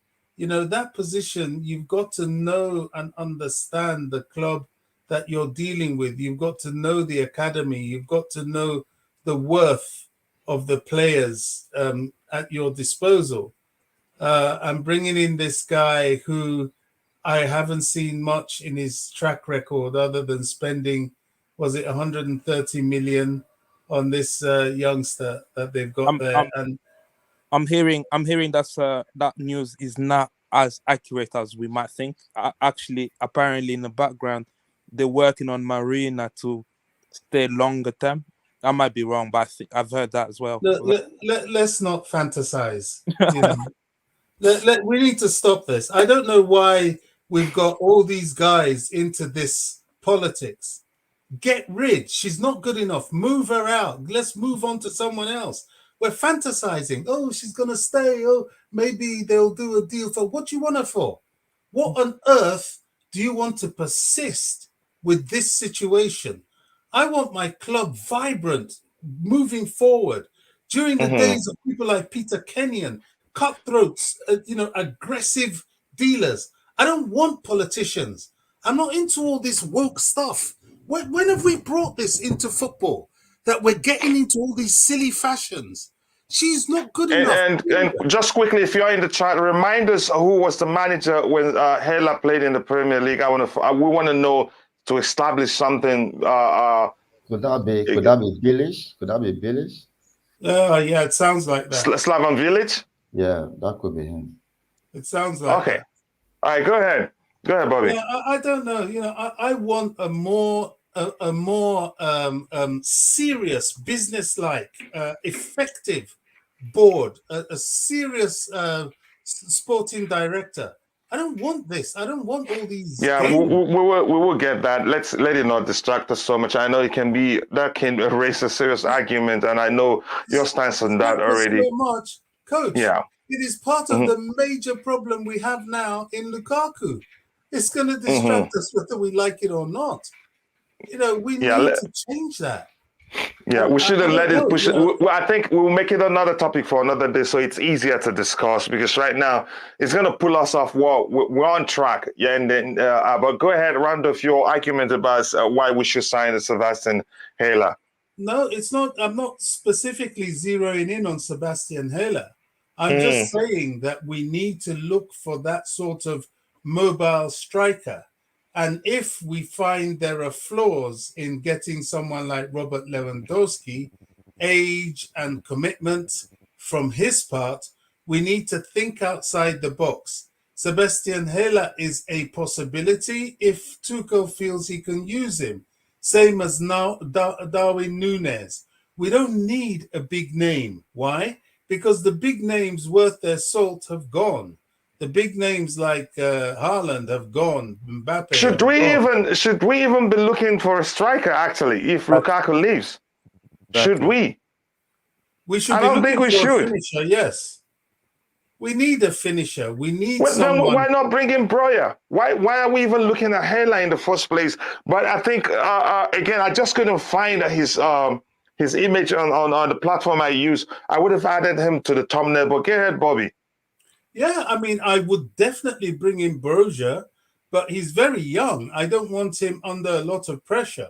He has to be part of the squad, in my opinion. But to expect him to play week in, week out and be churning in the goals, he doesn't even do that for Southampton, not to mention for Chelsea. So we have to, he's someone that if he comes in, we've got to ease him in and give him time. We can't just heap it all on his very young shoulders. This guy is younger than Havertz and Pulisic, and how old is he? What, 19, 20? So he needs to be part of the squad. But at the same time, we need a finisher. We need someone that we are. Yes, I get your point, Bobby. Can I say this quickly? Again, please. I hope. Just one second. I hope that didn't come across as rude to you. I just wanted to say something quickly while you added. What I want to say is this now. If we're looking for a finisher, we must get one that complements other talents we have at the club. We're not gonna. We should be careful not to get a finisher, like you put it, that will come in and wants everything to be sent out around him. Mm-hmm. Absolutely not. And that's not the Tuchel style. Exactly. So that's why we were all, first of all, that was why I asked each of us on the panel to describe Thomas Tuchel's ideal striker, and I think we all got it correctly. Nobody got anything wrong. But again, you get my point. But go ahead, round up so I can bring in someone else whenever you try. Yeah. Well, rounding up, that will be the risk of Robert Lewandowski, because he will a huge risk indeed. A huge risk. Go ahead. To go his way. And that would be the advantage of someone like Darwin Nunez, because he's young. He would try to fit in to wherever he finds himself, because he's still got a name to make for himself, as with Brozier as well. So we should be looking for these type of players that will definitely be able to finish off the chances we create, because we do create chances. I don't know why people feel we don't create chances. We create more than enough chances. We don't just put away the chances. Yes. That's another way to argue it. Even if we don't create enough, we don't put away the chances we create. Go ahead, Bobby. Yep, that's it. That's what I've said. I think we do create enough. We create more than enough, but we're not putting them away. And we need somebody who will give us at the very least, a 70% chance of putting them away. At the moment, we have a less than 50% chance for each opportunity we create. And I must sincerely say, Sebastian Hela is a good shout. I think he's good on the ball. But the question we have to answer, why didn't it work for him in the Premier League? So that again highlights the fact there's a chance. What you said, the issue may have been the manager he played under. The issue may have been the players he had around him. But at Ajax, all of a sudden he's firing on all cylinders. So again, it may come down to the manager or the personnel individuals he had around him and all that. All those things can be a reason why a striker may not be doing well, but we don't know. It may be it may be because it does. He's not built for the Premier League, but I doubt that's the case because the guy is big. He's also very physical. You can't get the ball off of him easily. I'll catch up with what we have in the chat, and then I'll come back to the panel. Again, I want to say welcome to the IBZ Shed, my brother. Welcome to the panel. And Rodrigo, also welcome to the panel. I'll get to you guys in a bit. Yeah, so I want to say, please, again, if you're watching, we have how many likes now? We have about 85 likes. Well, just 15 minutes, 15 likes off 100 likes. So if you haven't, please just take a second to like the video and also do subscribe to the channel. We've gained almost, I think, 30 subscribers today, and I know we can do better than that. If you haven't, please do subscribe to the channel and also like the video. Now, is it true that Chelsea have signed Dembele? There are reports that Chelsea have signed him. It may be true. It may also not be true. Just see those things as all that is all speculations. But the truth is, the club wants to bring him in, and there's a chance the deal may have been completed, but we never know. In a few days, we get to know. So there are conflicting reports out there. Some say he's waiting for us. Some say the deal has been completed already. I'm expecting Tuchel to do well next season. That's no question. Fabo, how you doing, brother? You have the link in case if you have the time to join the panel. Bill Smith's Haaland was, yeah, it was. The price was out of this world. I don't think it would be a good idea to go for him. It's been reported that Chelsea have signed. Yeah, I saw that too again, but I'm not going to dwell on it. I hope Chelsea get TT the players he wants, because we don't want any excuses for failure next season. Losing 2 finals was total failure, if you want to see it that way, but I don't see it like that, but I get your argument anyway. And again, there was something that True Blue had in the, I read that he has in the chat there regarding if Thomas Tuchel gets in his players and he doesn't do well next season, he may well lose his job, and that's the way Chelsea operates. First, you hire to solve a problem. Second, you get the chance to build a team up in your image, and then the jury will be out for you. That's the following season again. But that's, by the way, Hela isn't a bad, but compared to Nkunku, he isn't as mobile. But again, we'll still talk about Nkunku. Again, let me see if there's anything to address here. I don't think there is. So I'm just going to go back to the panel. If I missed anything you thought I'm supposed to read, you let me know. I say Hela was managed by Moyes. Okay, he's also been at Ajax before, so that may have made his integration back into the team very easy. Again, so it makes sense now. Thank you very much for that, True Blue. That's why I always like to see you in the chat. Did I miss anything serious here? We need an experienced striker who can have 2 good seasons with us. Someone who have good foot. Okay, I get the argument, but we'll see what happens. The only one playing politics is Bobby. Kenyan was in charge. Again, I don't want to get into whatever argument you have against Bobby. I'm not sure. I missed my brother's comment. Eric Blue, how you there, brother? Nice to see you there. And he says, how are you, Kachila? I'm doing well, brother. I cannot complain. I hope so you too day well. Anything here? I don't think there's anything else to address. If I missed it, it is by accident because there's so much to catch up and we don't have a studio engineer. So I'm going to come to you, LSC. What do you think about Hela? Do you think we should go for him, or do you have someone else in mind? Yeah, he has never been on my radar, and just now that Bobby mentioned him, I don't know much about the player. But Eric Davis is totally different from the Premier League. If he's a good finisher, with our system, I think any good finisher can score. You know, as long as you can play with the ball and link up play with the attack, and you know you can understand the principle of the Genge press that you like to use. You know, so I think any good finisher will do. You know, in terms of yeah, because we're discussing striker now. Okay, so I was going to say something else. You know, so yeah, we can go for him. Ivatoni is also a shout from Brentford. If we want to go for a no-name striker, because that guy, I believe, in especially in area duels, I think he's very good at that. Yeah, if we're not going for Hala, we can go for Ivatoni. Last season in Premier League, first season, I think he got about 12 Premier League goals or something like that. And that was in a team like Brentford. But Brentford is built around him. Don't forget that. Yeah, they might be, but he did well. He also did well in the championship. I rate the championship, more than some of these top, European leagues. Mm-hmm. Yeah, I rate the championship more than that. That's why I'm advocating for COVID to be at the club next season. Because it's good enough. If people are, advocating for Gabador, who is about 21 and thereabouts, why not COVID?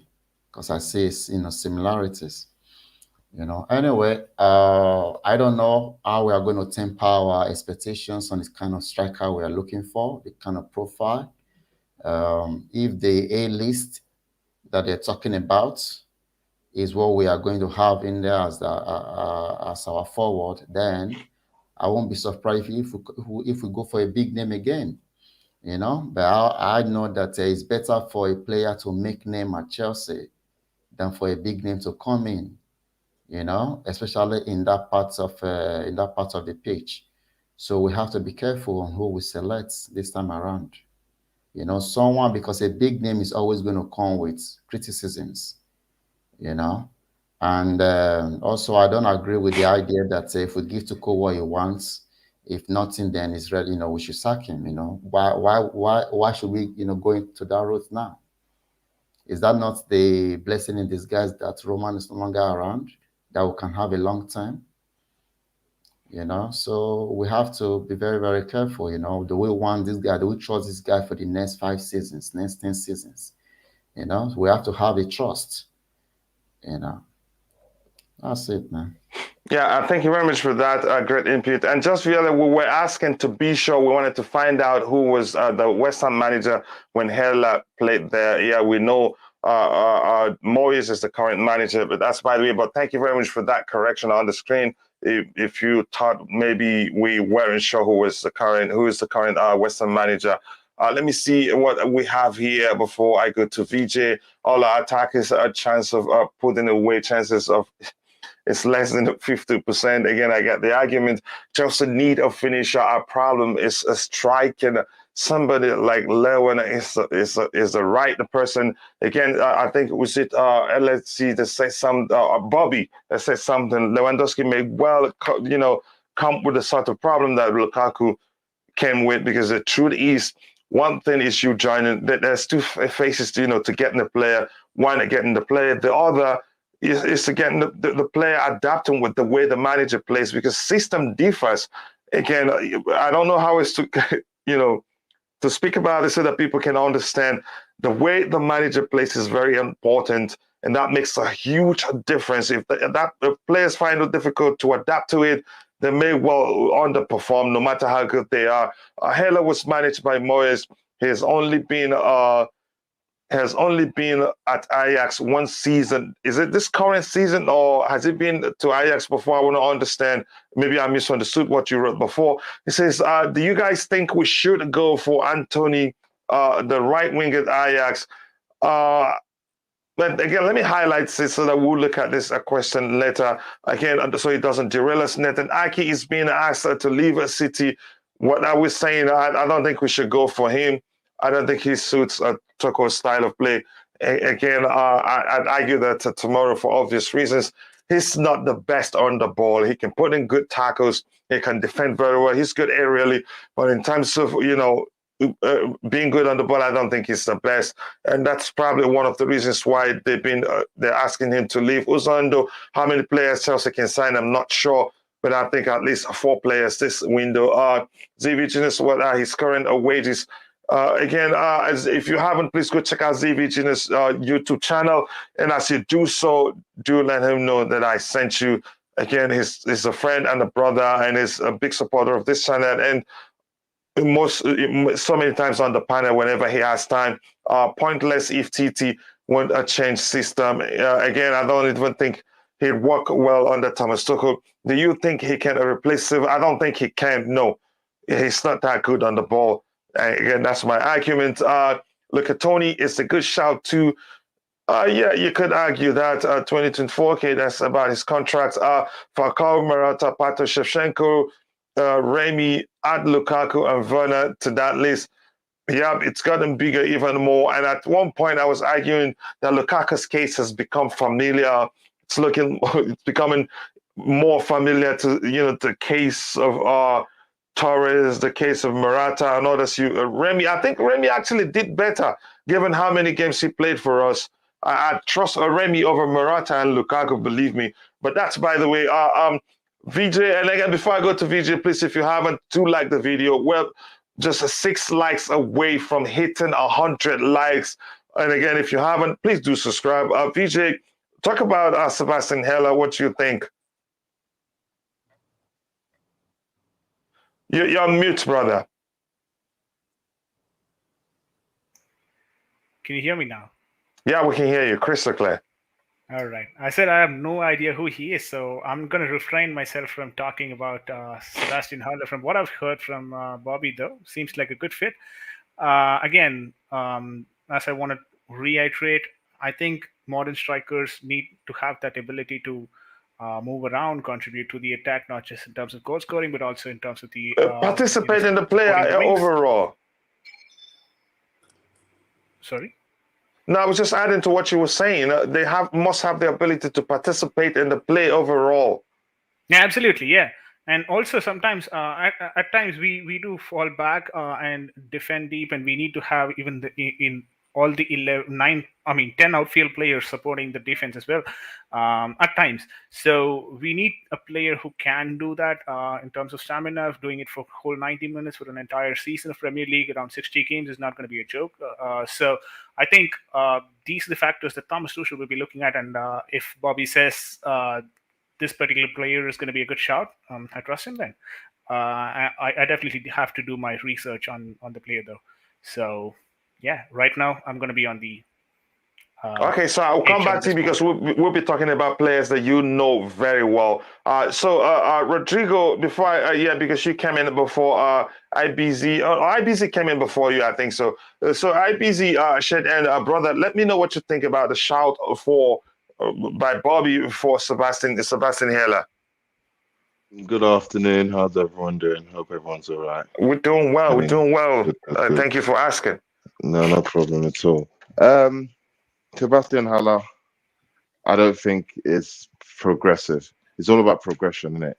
So you're not going to get Sebastian Haller, albeit he's had a very good couple years in Holland, and he's kind of turned his career around in terms how long now at Holland?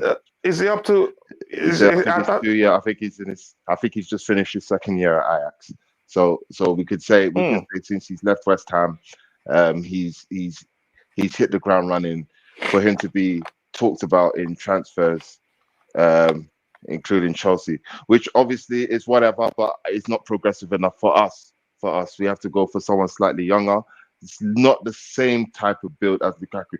Now, this was albeit if Lukaku goes now. Now, Lukaku, I don't think Lukaku is going, but I've seen reports that this may be different. So if he is going, in the event that he does leave, albeit alone or like a full transfer out of this summer, which would be a devastating loss. But we will need to go for. I will go for a younger striker. My personal opinion for this striker will be Benjamin Sesko. He is young. He's 18, 19. He plays for Salzburg. Is in the same Haaland route, if that makes sense. I believe he's next up in Europe. I believe he's going to be absolutely phenomenal. And if we want to kind of show a bit of projection for the future or invest in youth, whilst still having the likes of Werner, Borja, and invested in our wide men, maybe Benjamin Sesko will be fit, and or Darwin Nunez. I will go for someone a bit not as Lewandowski again. It's a hit and miss with that one, but that you can't compare him to Romelu Lukaku because Lewandowski was born to score goals. It's not that is just a goal scorer. He can score goals with his eyes closed. So he can go anywhere and score goals, but I don't know. Again, are we going to put a lot of wages into Lewandowski, build a whole got a whole team around a player like Lewandowski to get the best out of a 33, 34-year-old. So it's a bit hit and miss. It's very tricky, this striking position, because we have a striker that doesn't know if he's staying or going. So it's very, very, very, very tricky, the striker position. Me personally, I would say go for a younger alternative as opposed to Sebastian Haller, and I wouldn't go for the big target man role. Maybe someone that can run in behind and get behind the defenders, like a Lautaro Martinez type. Let me ask you this quickly. So, do we actually have to start looking for a replacement if Lukaku leaves? No, well, 100%. I mean, if Lukaku goes, we need we need a striker. The problem before Lukaku came was that we couldn't get goals in Werner. Unfortunately, he is more effective with his runs out wide. So we got in Lukaku. So Lukaku's first season did not work out well. Now, I would not sell Lukaku. I'm not in the favor of just selling players because they didn't work out. You give them time, they will settle in. But obviously, you can argue this ain't Lukaku's first time in the Premier League. He's been with 3 different clubs. He knows what this league is all about. So there's not kind of an excuse. But with the style of play that is not being allowed him to get the chances, maybe Tuchel needs to reinvest in that so he gets the best out of it. Now, if in the event that he does leave, then we definitely have to find a striker, 100,000,000%. There's no question about it. What type of striker? Notwithstanding, because you're making some, should I say, a great point here.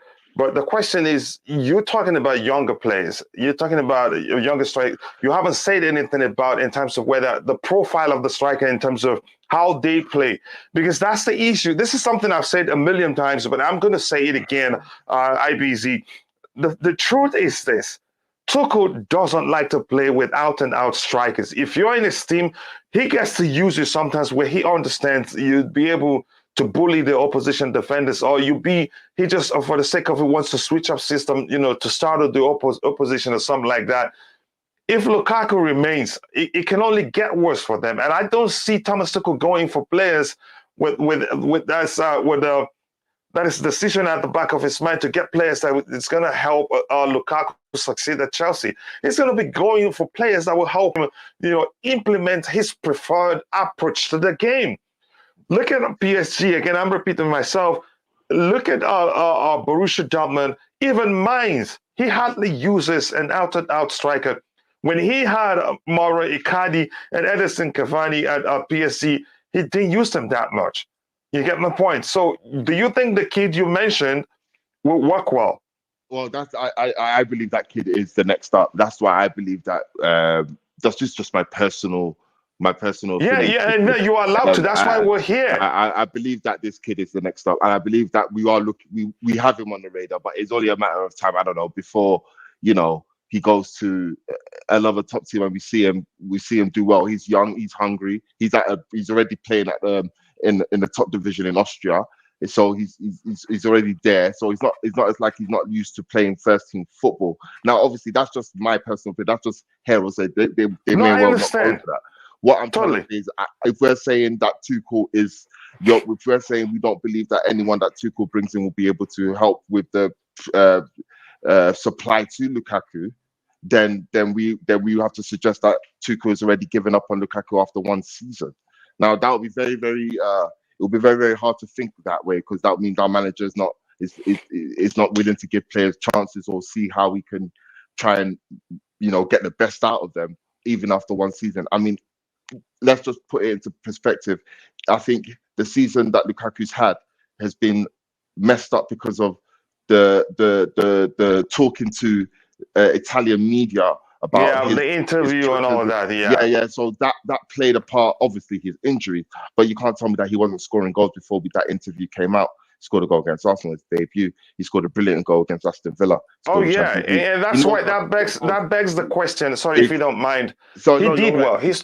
Go ahead, brother. Go ahead. No, carry on. No. I was going to say what you said about how he was scoring goals when he first arrived. I think that that leaves room for the argument whether the system was the issue or not, because we played the same system and he did quite well in games before he got injured, right? Exactly. So that leaves room for the argument that the system wasn't the issue. Something else went wrong. And it got worse after the interview. But go ahead. Exactly. And what did we see? What did we see against the home game against Wolverhampton? We saw someone that can score goals. Back again, like wow. Oh, we have. So let me ask you this about the kid again. You made a good point, and that's why I love bringing you back to the channel. What I want to ask you is that the kid you talked about. It's not going to be a case of when he comes in and then would hear people calling. Okay, we got to switch up the system to accommodate him. No. The kid will come in, and this is in the case of. See, again, I'm just basing the scenario on the fact that Lukaku will not leave. So I believe we may need another striker to put Lukaku on his toes, innit? And it's not a bad thing to do that because we still want to give him a chance, and I still believe in his centre forward project. I believe in Lukaku. Yeah, I'm not gonna shy away from that. But I still believe because Timo Werner. He's not an out and out striker because I would prefer him more as an inside forward on the left as opposed to up front. I may get one more striker in. Now I'm not going to get another 29-year-old. I'm not going to get another 25-year-old. That's in that similar age range. I'll get an 18-year-old. Now I understand Borja's coming back from Southampton, but we could still work that, bro. You could still go out on loan for one more season, albeit you say you want to leave, and that'll be another situation. But I'll bring in another hungry blood. And then have that there. That's to solidify my strike position. This is just based on the fact of the talent of this kid. I don't know if you can watch videos of this guy, Benjamin Sesko, RB Salzburg. I will research him. He's a talented kid. But that's just my preference. Obviously, Darwin Nunez is in the conversation. Again, a player from Benfica that I've seen. Like, oh yeah, he can do things. But then we're in a battle of we're gonna be in battle with other clubs because we won't be the only team interested in him. You understand? So it will be other clubs that will need to go in for. In this striker situation, we cannot let Lukaku go. We honestly we will eat our words. This guy will bring. I believe he will bring us success. We just need to let time be the best healer in this situation. Yeah, that's what I'm going to make this point again. For me, as long as Tuchel remains the manager, I think the best option will be for him to leave, because I don't think it will ever work for him as well. Even if he starts scoring plenty of goals, I don't think he'll score as many he scored. I don't think he'd be in prolific form as he was at Inter Milan. Why? Because Tuchel. Yeah. Again, that's why I think it's best for both parties to part where he goes to a club where they'd be willing to switch up things a bit to accommodate him. And not if he stays with Thomas Tuchel, it can only get worse for him because Tuchel will even go for players who help him, implement his preferred style of play. Even to come back onto that, like even if we've just had a takeover. So I mean any outgoings it won't be seen as a loss because it's not the investment of Todd Boehly that we will be losing. I mean, this is Roman Abramovich's investment. So if Todd Boehly wants to cut the losses of the previous regime and say, yeah, we're going to sell him and it's going to be less than what you got for him, then that's no skin off Todd Boehly's nose. So it's more or less a win-win. But in terms of, real just progression, I would hate to see Lukaku go next season and fucking kill it. It will piss me sorry to swear. It will piss me off. It will I understand. I was going to say language, but you caught yourself. But you're a human being, bro. I understand. But I've seen it. And it's already annoying me that Fikayo Tomori is. Oh my! Why? That one annoyed me the most, but that's another topic for another day. And we know who caused it, if you ask me. We've been there before, but. In terms of his age, I won't be devastated that he left. I'll just be sad that we just let another one go. We just be sad that we just let another one go. But if we are going to replace him, we have to get it right. And I'm sorry, it will not be Sebastian Haller to make it right. And I'm going to let you know also, I think it's important that also we get ideal Tuchel striker, not just any striker because they're scoring goals. We must consider exactly. So I'm going to catch up with the chart. Yeah, go ahead. Probably Lautaro Martinez. probably with that They're not going to give it. I don't think that happens. Especially that's especially even more difficult if they're looking to bring back Lukaku, because what can Lukaku do at Inter Milan without Lautaro Martinez? You know the rest of the story. We'll leave that to the best negotiators that are paid to make sure that they can talk their way into getting that deal done, because that will be something. So, Rodrigo, if you don't mind, I'm going to quickly catch up with the chat and I'll come back to you. Is that okay, brother? Yeah. Oh, no worries. All right, thank you very much. So Glenn says we need to be more direct. Enough of the tiki-taka around the box, and only to cross it to someone 5'4" player. A side pass and back pass FC has to stop, and for that has to stop entirely. That's why you need to listen to Thomas Tuchel, pay attention to what he really needs, because the biggest issue we had in terms of playing out from the back is that no matter how you see it, we don't really have the personnel to implement, that's a system of keeping the ball, playing out from the back properly. We do struggle, and that's why you see us going for easy way out, which is going backwards and sideways, and that's what Pep realized that, and that's why we're not able to do anything against them in the two legs, home and away in the Premier League, because they learned we don't have the personnel to, properly implement that system of playing out from the back. So again, some signings are needed to solve that issue. Martinez won't be a bad idea, but will it happen? I don't think so. If it happens, come back to me and say you told me. Chelsea need is more sharper in the penalty box. You could use the word dynamic and not make started runs. Adjust your position. If you see that opposition defenders are going to stop the ball from reaching you, then you make a move towards the ball. All those things matter, and that's why Lewandowski is an animal. And then his runs are not static. He's dynamic in the box. He adjusts his position even when the ball is already in motion. If he sees it won't get to him, he adjusts his position to make sure he gets to the ball before the defender does. So again, smash that like button, says the queen of the house. Please, if you haven't, we're now at 103 likes. Thank you for that. And we've gained nearly, I think, 40 subscribers today, and that's huge. I want to thank you for that. But please, if you haven't subscribed, if you haven't liked the video, do so, and also do subscribe to the channel. Says Frank Khalid tweeted that we are looking at both Lautaro Martinez and Nkunku. I will take both of them if you give them to me. But Lautaro Martinez, you just forget about that. It's not going to happen, especially if they get Lukaku back. That's my argument. You may well be right, but thank you, Libel, for that update. You guys think it's high time TT changes the formation or our system to 4-3-3. Again, I don't know what's going to happen. True Blue will tell you, he said it openly, he's not going to change the system. Again, he's also said he's not going to change the system to accommodate a single player or any individual in the team. So it remains to be seen what happens. But True Blue knows my argument against that. TT is known to switch up the system, but that is based on the opposition his team plays. But let's see what happens this coming season. I'm so hopeful he does that.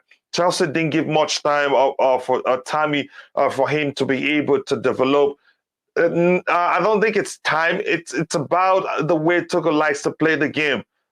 Tammy, like Lukaku, don't fit into his style of play.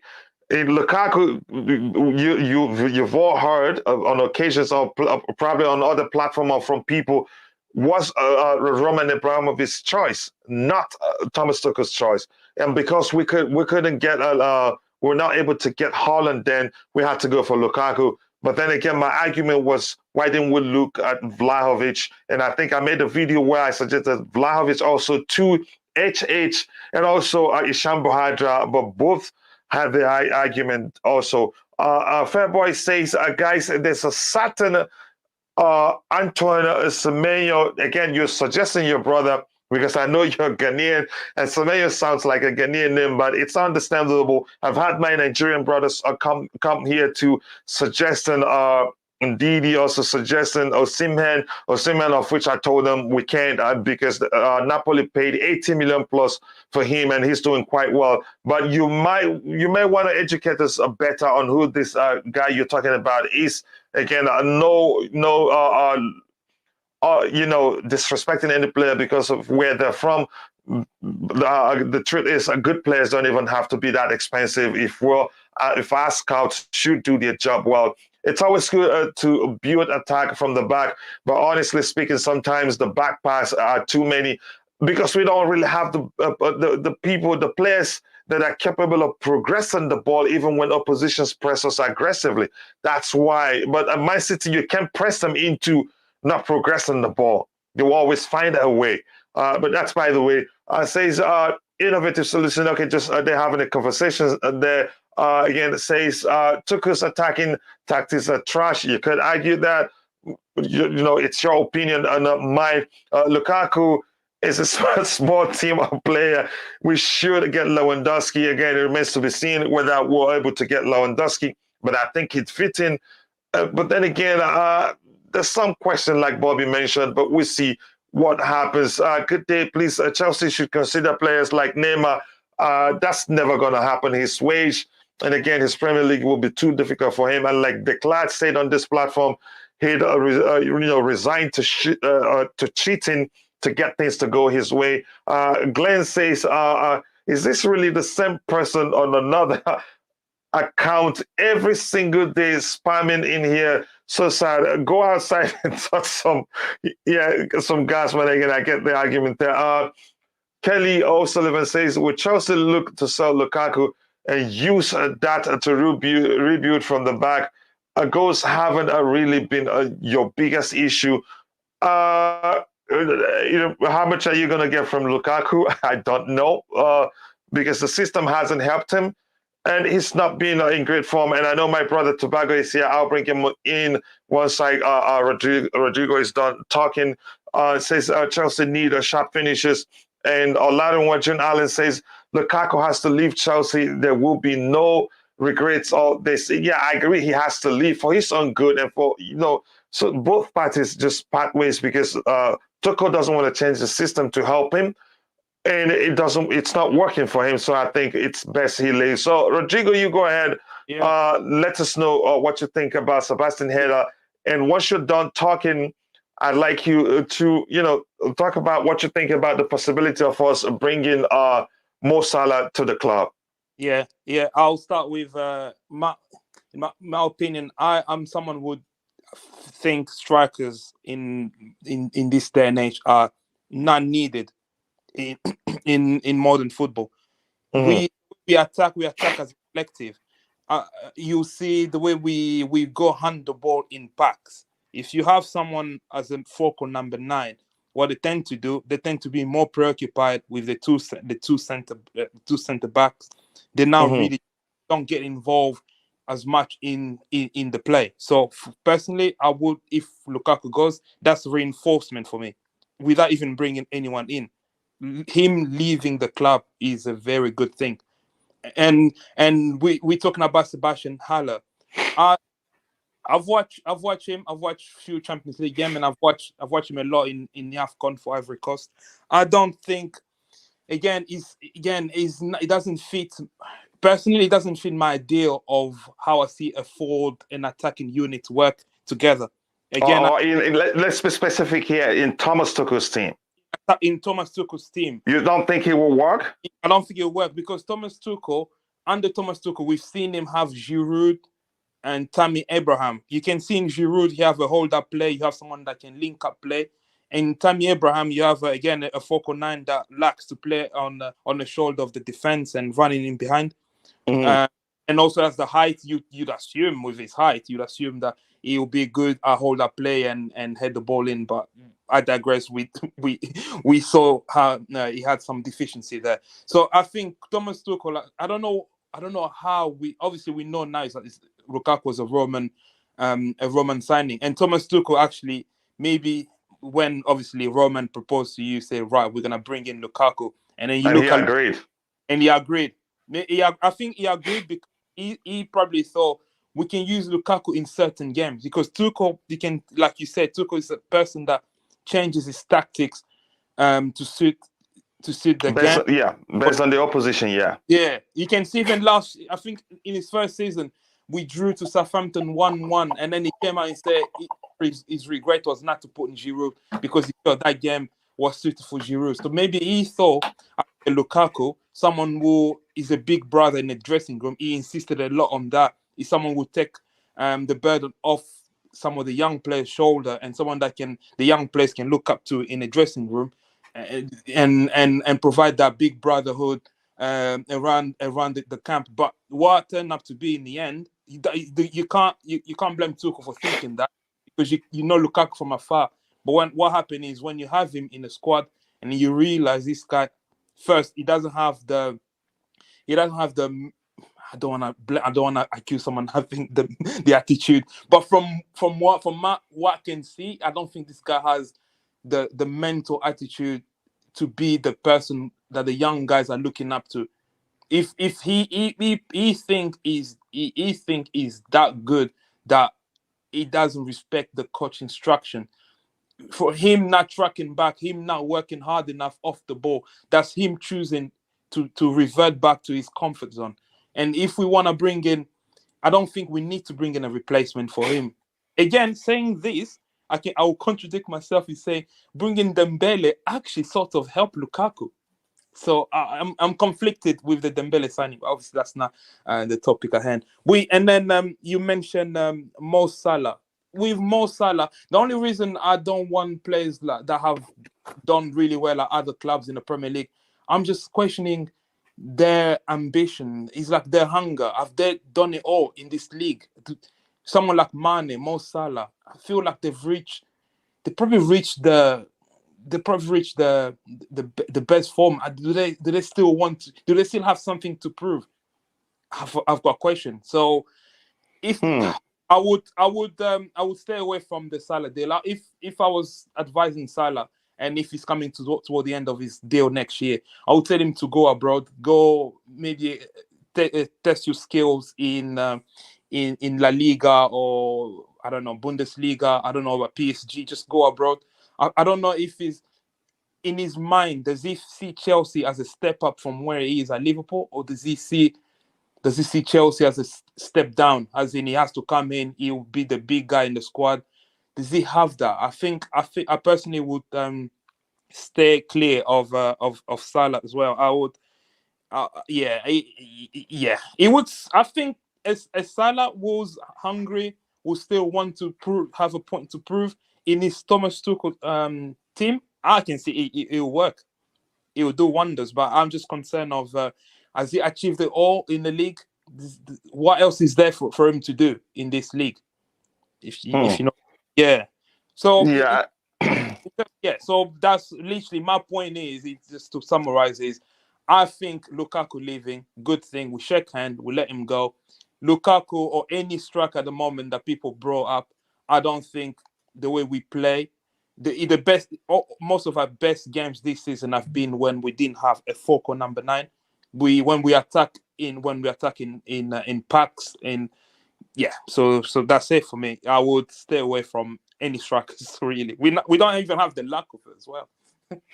Now you're making me not be for Salah joining us, but I have there are things one of you can say.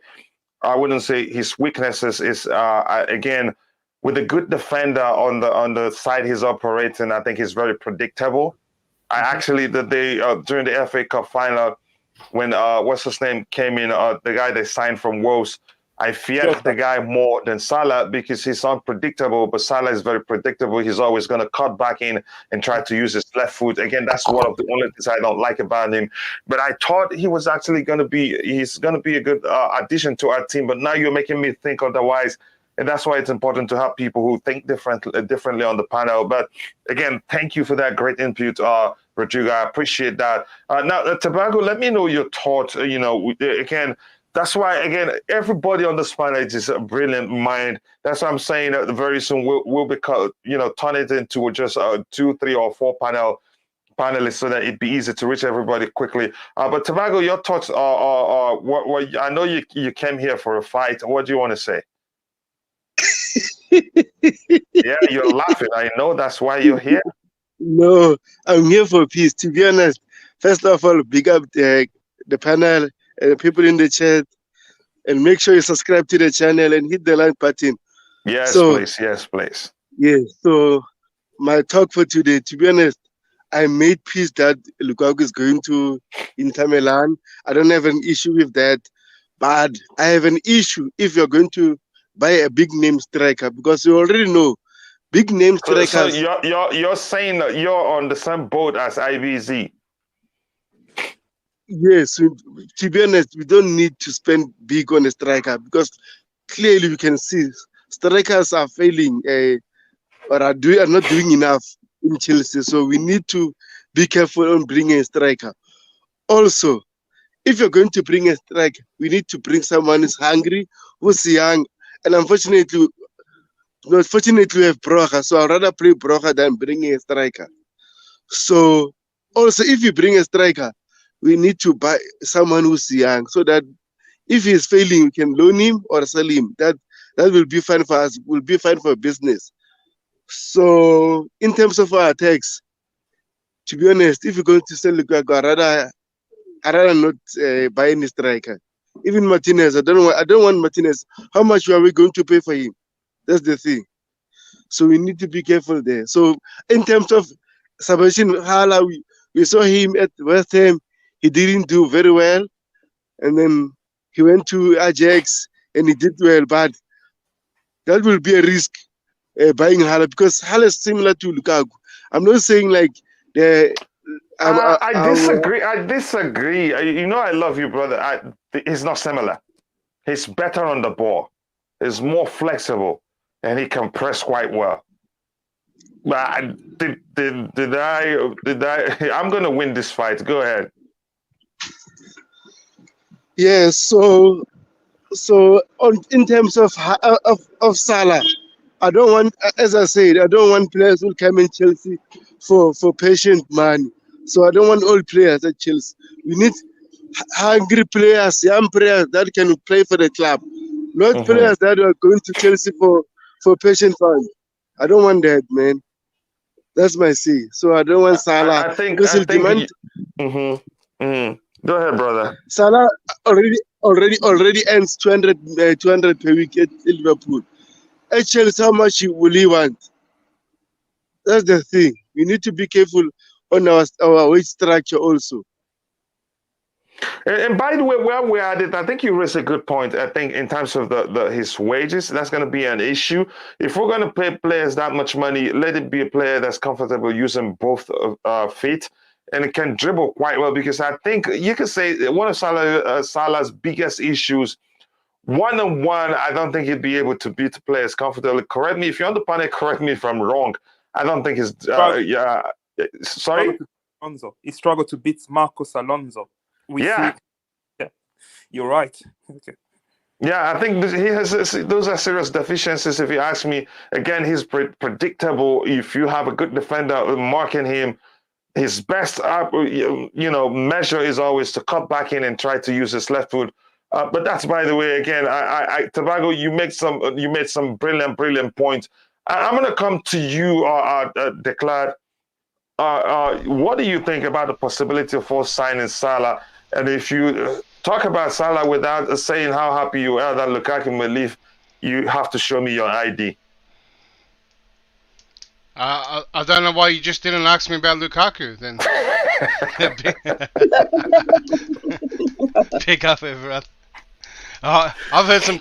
I had some good points and some really ridiculous points today.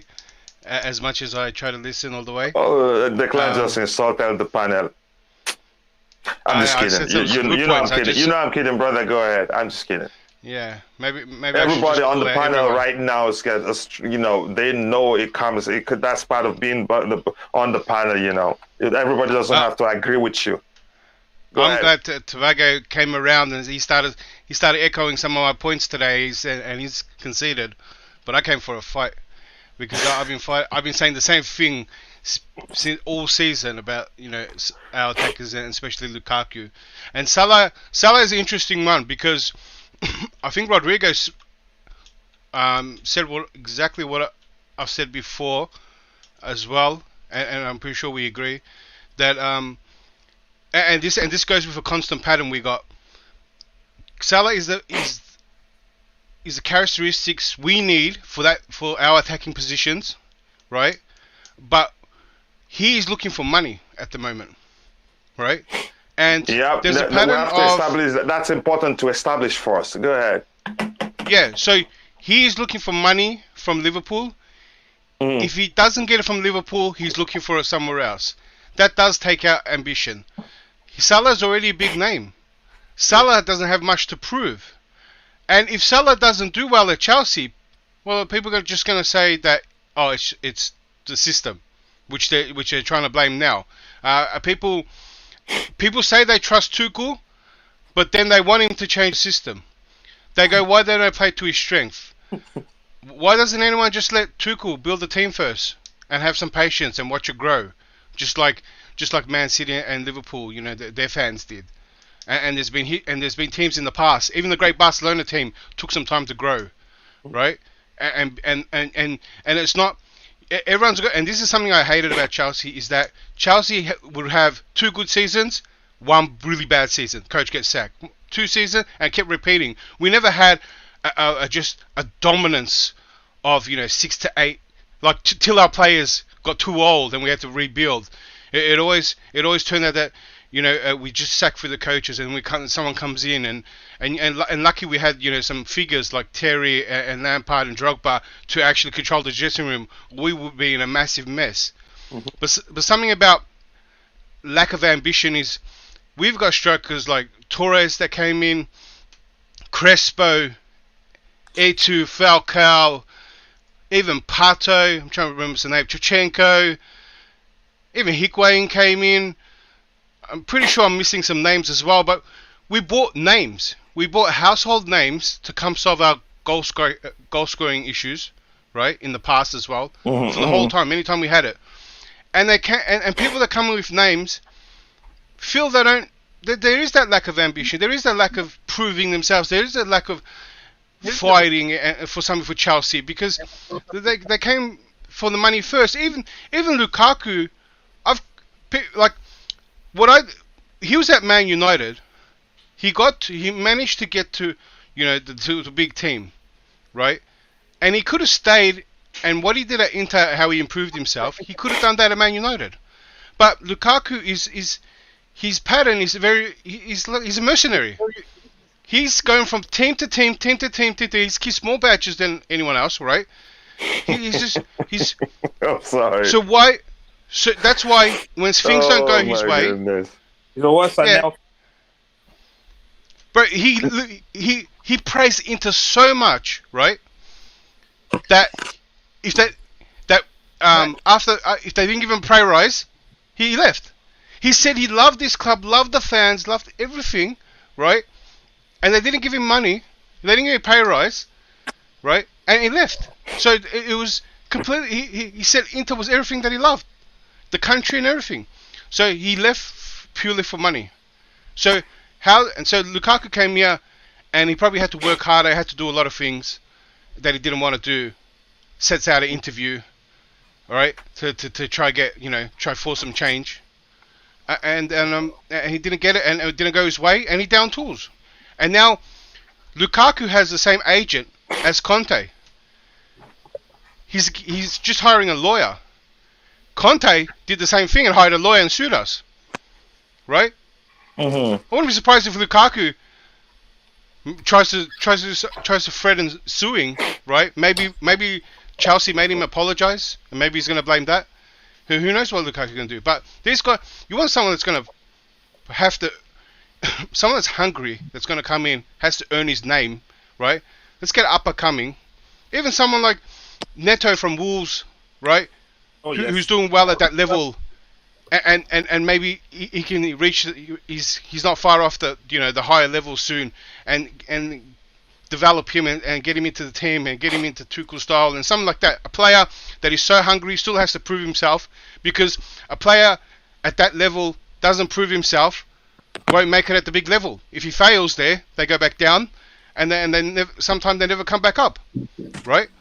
So I want a hungry player that's in the age group where we can give him time, matches some of the other time when he might need a season. maybe even 2.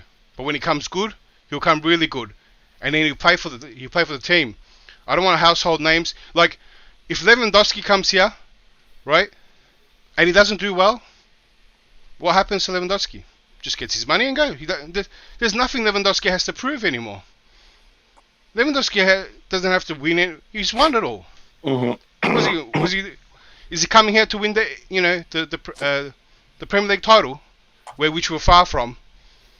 If people think we're just going to win the Premier League title next year, we're far. You've seen it. We're pretty far from the other teams. I think I can agree with you guys. I think in terms of the striking department, again, that's me. And before I go to Bobby to let me know his opinion on what everybody have said about Salah, I want to catch up with the chat. I want to say thank you for 112 likes. That's not easy. I sincerely do appreciate that. The channel won't be growing this fast without the people in the chat.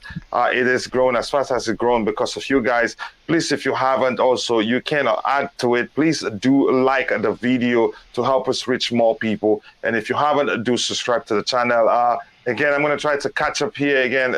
We have, I don't know if I've read these.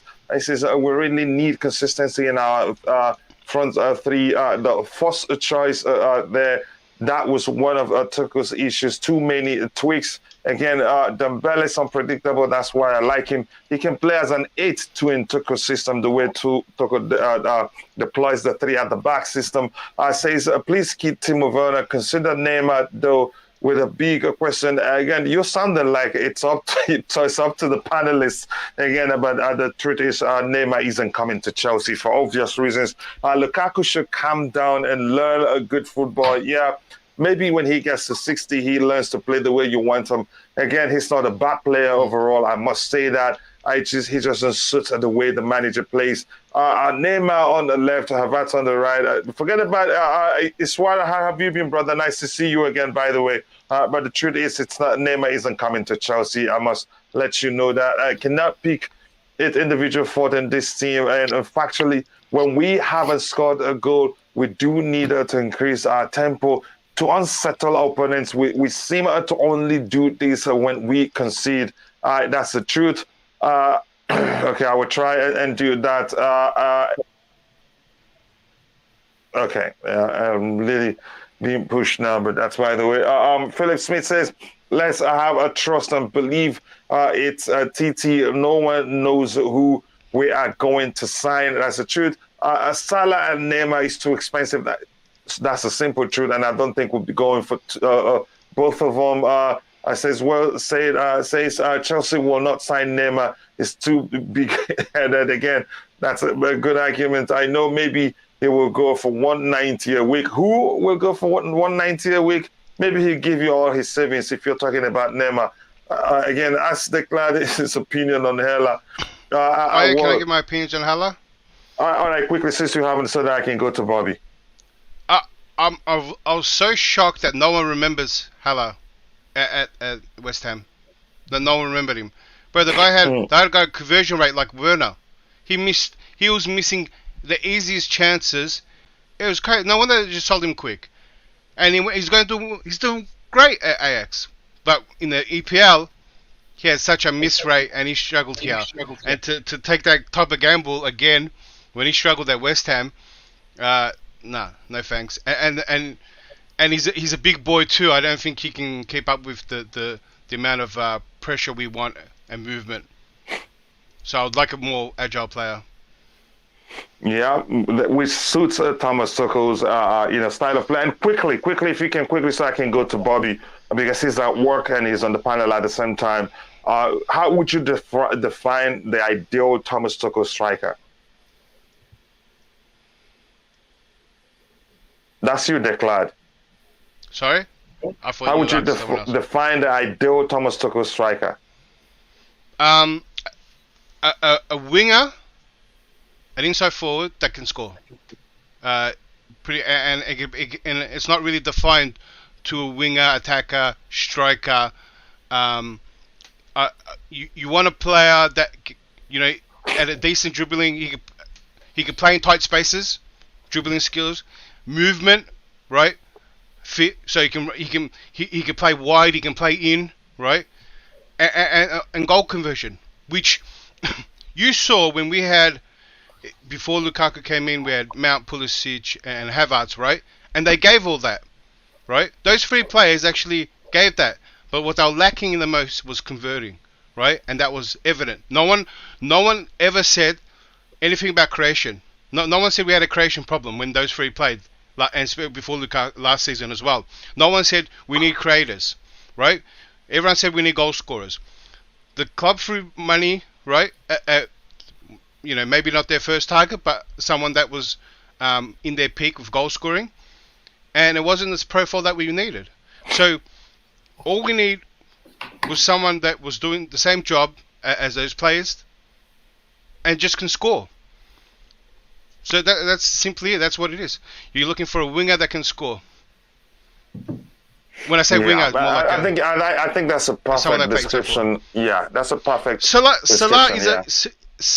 is a perfect characteristics for that. The only question is that the question on Salah is not his skills. The question is that he's looking for money, and he's done it all, and it almost is a downgrade from Liverpool to Chelsea at the moment in terms of teams. So he might not look as good in our team, but he would play the role. And coach, this is the most important thing. I don't think it's one player. I think we need two. Mm-hmm. We need three players, and I think Mount is actually his role's a little different, and I think he's doing a job. But two other players, it can be Havertz, it can be Broja, maybe, but they got to start scoring. But if it's not, I think we need two other players to bring in with good conversion and the same profile as those players. And I think that's when we'll be rocking. All right, before I go to Bobby, before I go to Bobby again, thank you for 118 likes. But if you haven't, please like the video and also subscribe to the channel if you haven't. Thank you again for 2,000 plus subscribers. We need, I think, how many? I can't see it right now. Let me see if I can see it, so I'll give you the number. We need just a few subscribers to get to 2,300 subscribers. So, Bobby, coming to you, you've heard the people's argument for us going for Salah. Your thoughts? Yeah, I agree with a lot of what Declared said. By the way, when I mentioned Haller, I was just throwing someone that I felt was overlooked into the and hat. that's why we're here. That's why we're here to talk about that kind of a thing. That's why we have a show. Nothing wrong in that. And I still think he'd work under Thomas Tuchel, but I want to know why it didn't work for him at the Premier League in the first place, because he can be physical, he's good on the ball, he's quick, he's dynamic. But go ahead with your point. Let me finish. I'll just, we've gone through, we will never know, in all honesty, what went wrong with him at West Ham, short of saying that he just wasn't good enough at the time. Do I particularly want Haller? Not particularly.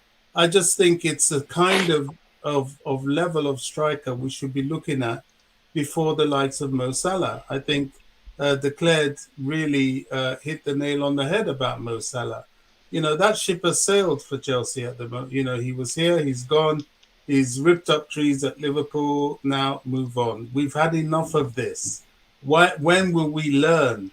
That's even the concern I have with Robert Lewandowski. Yet again, Declared really, out of the park. The guy has really nothing else to do but pick up his pension. What I would be looking for, and what would really make me happy, would be a purchase like Liverpool did. Only Liverpool did it when they already had established strikers performing.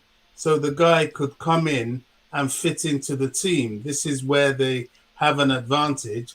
And Chelsea fans, who are always looking for how to get rid of their players, they always know how to get rid of their players, but they never know how to bring players in, are screaming for people to go rather than screaming to consolidate.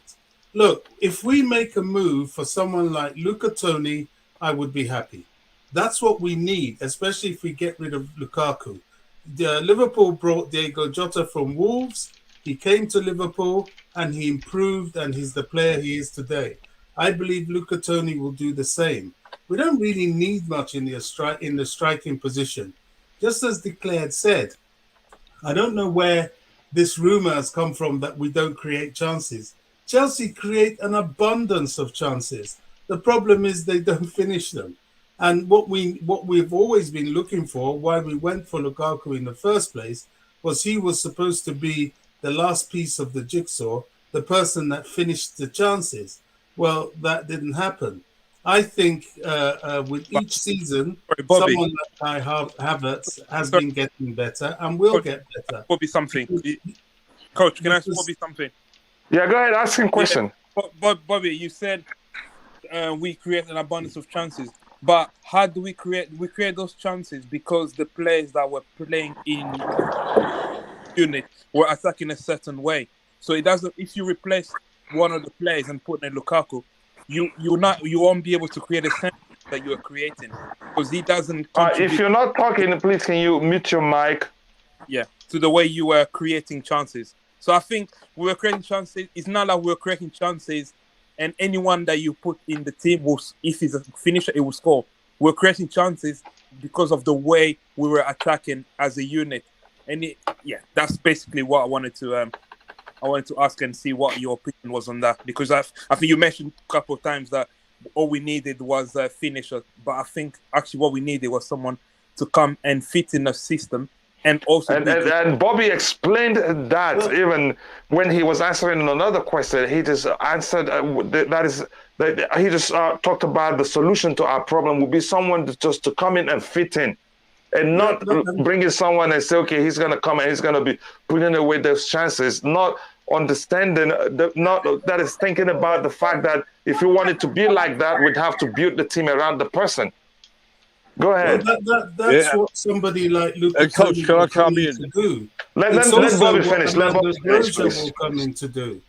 They will come in to fit in. They won't be coming in to be the prima donnas, and they will try and fit into the system. And if Dembele is there, that's definitely somebody that plays with a creative manner and looks to finish.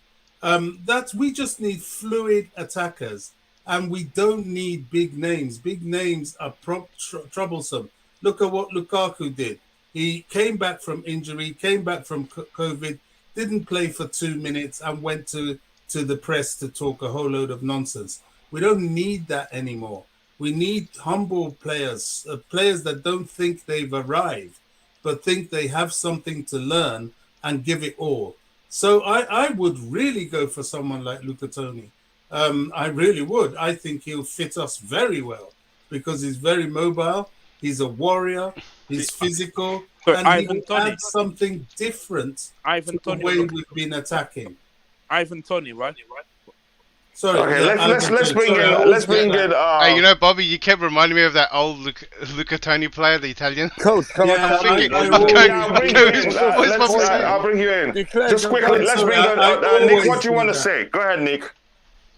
Can you put this declare on mute first? Nick, please say what you want to say. You're fine. We're hearing you. Yeah, look, we made a lot of chances. Everyone said, we made chances. Well, that's no good, is it? If you can't score, what's the point of making chances? We need a striker and no one else. If it's not Lewandowski, I will go for Jesus. He wants to leave City right now. That's what I would say.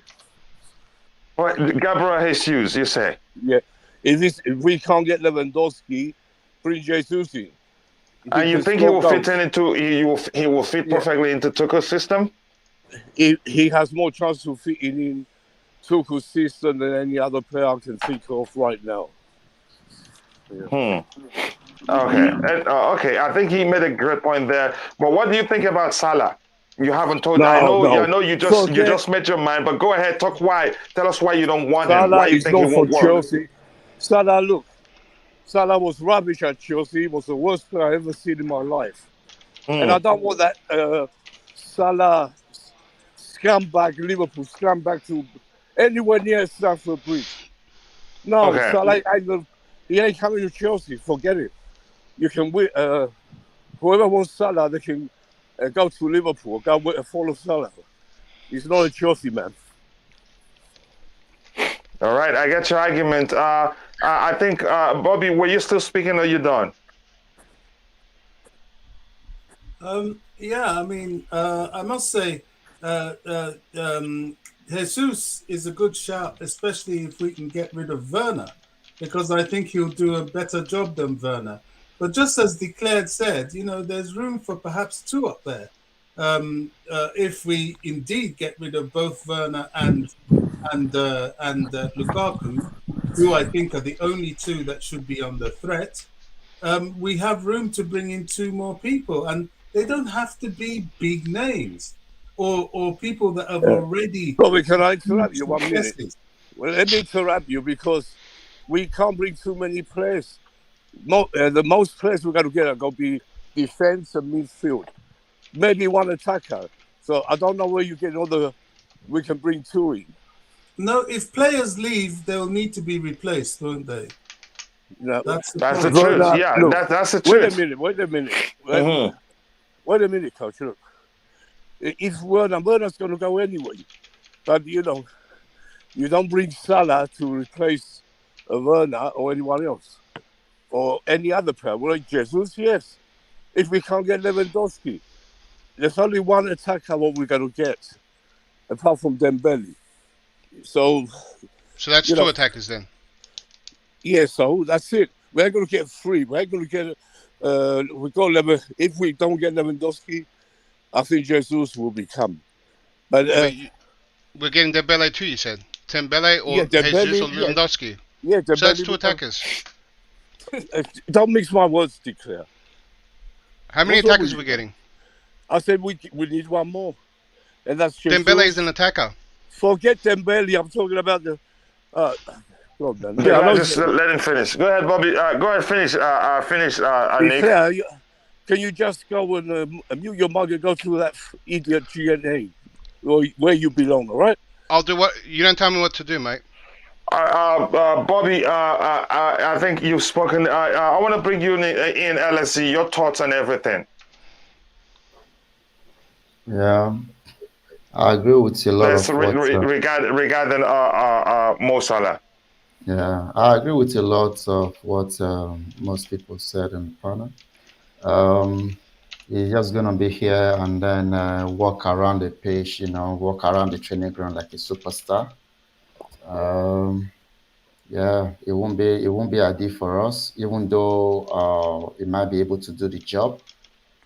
The ambition, yeah, it's just still gonna be the same thing. So let's not go back to vomit, like we've been doing in the past. So let them move on.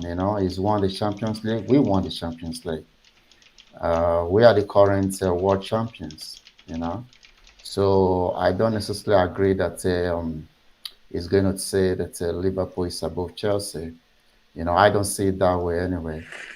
But yeah, let him go. I don't even think he's leaving Liverpool this season.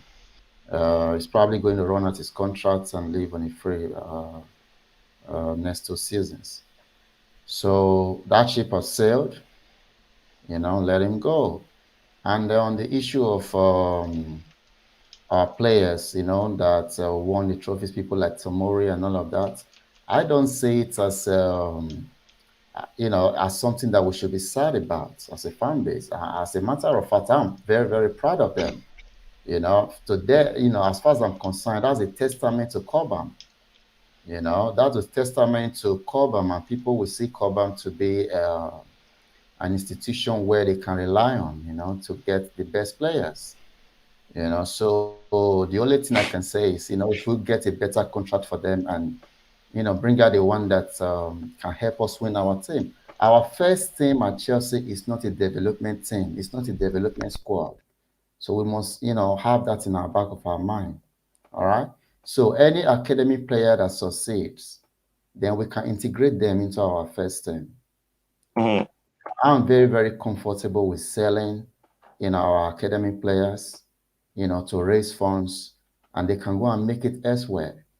So it's a credit to our organization, and people are talking about it. Look at people, Tomori lifting the trophy. Look at Abraham lifting the trophy. That's advertisement for Cobham. That's the way I say it. So we shouldn't view it as something that we should be sad about. We just would need to keep winning. That's all. So Can I whoever just we can. respond? Can I respond to this just briefly? I agree with you. It's not a bad thing to sell some academy players, but where it becomes problematic is when you sell them in the midst of a need in your first team.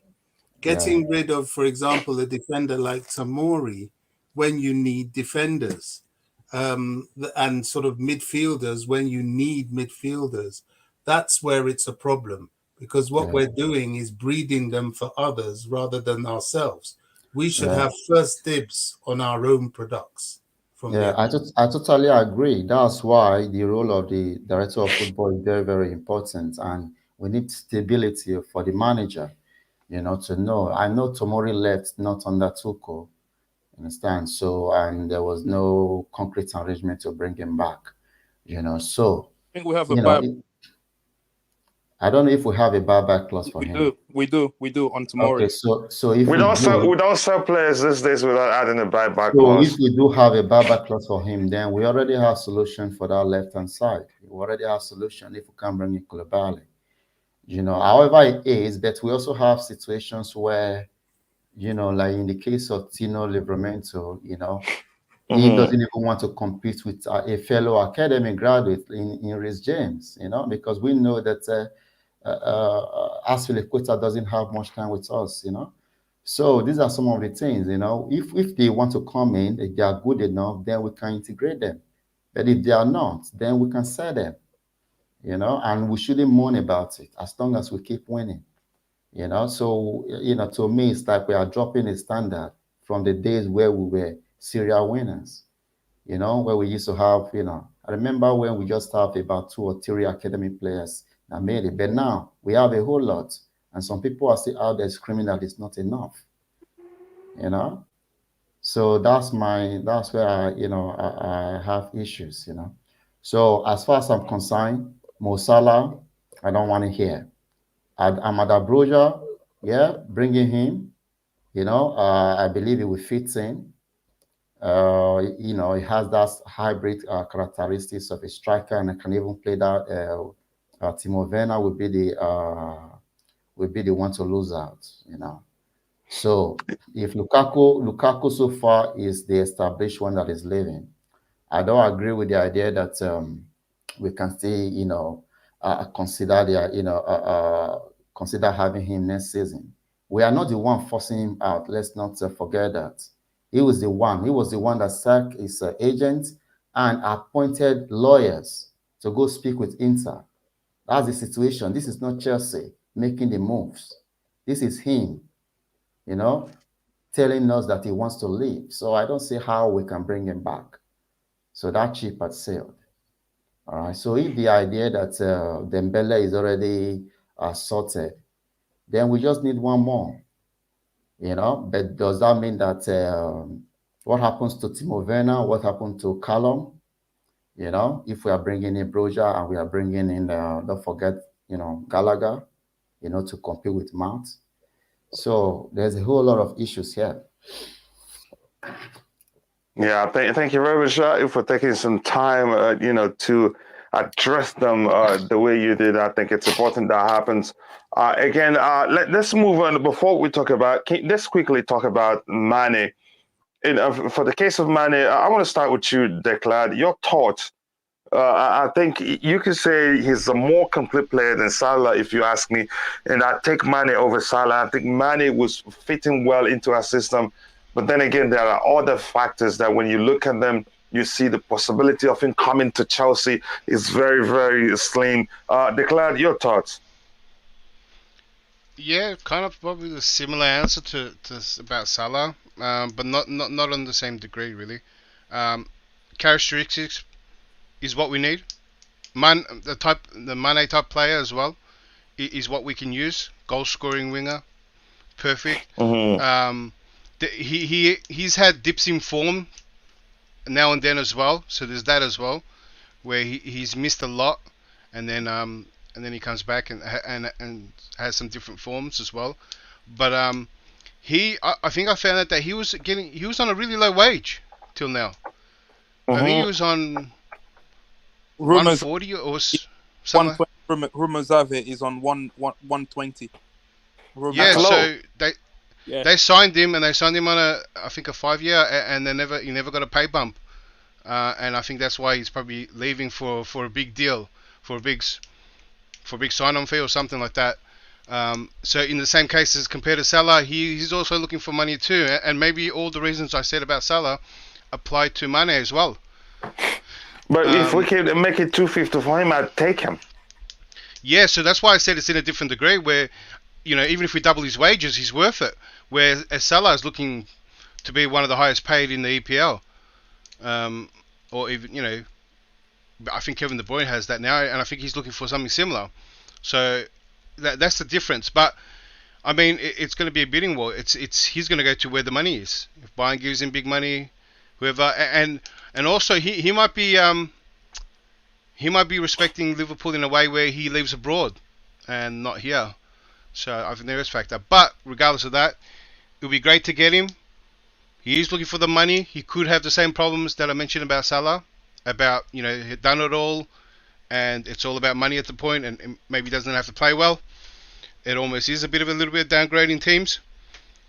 So I think those are factors, but I don't want to. I'm still on the bandwagon of a player to prove himself yet, not a proven player. Again, I'm still for that, but I'm going to ask us what not right now. Rodrigo, I'm going to come to you. Your thoughts about Mane? Should we go for him, or you're not sure? Yeah, I agree 100% with what Declare said.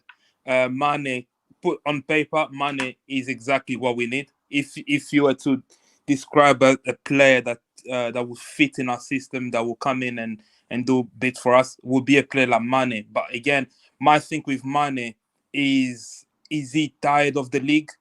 Has he done everything that he wanted to do in this league? Now he just want to go and experience something else. I feel like he's probably in that case. And money-wise, I think Mane is not on as much salary as Salah. So if we were to offer him, it wouldn't cost us much. But for me, I just feel like, where is the hunger? Does he see?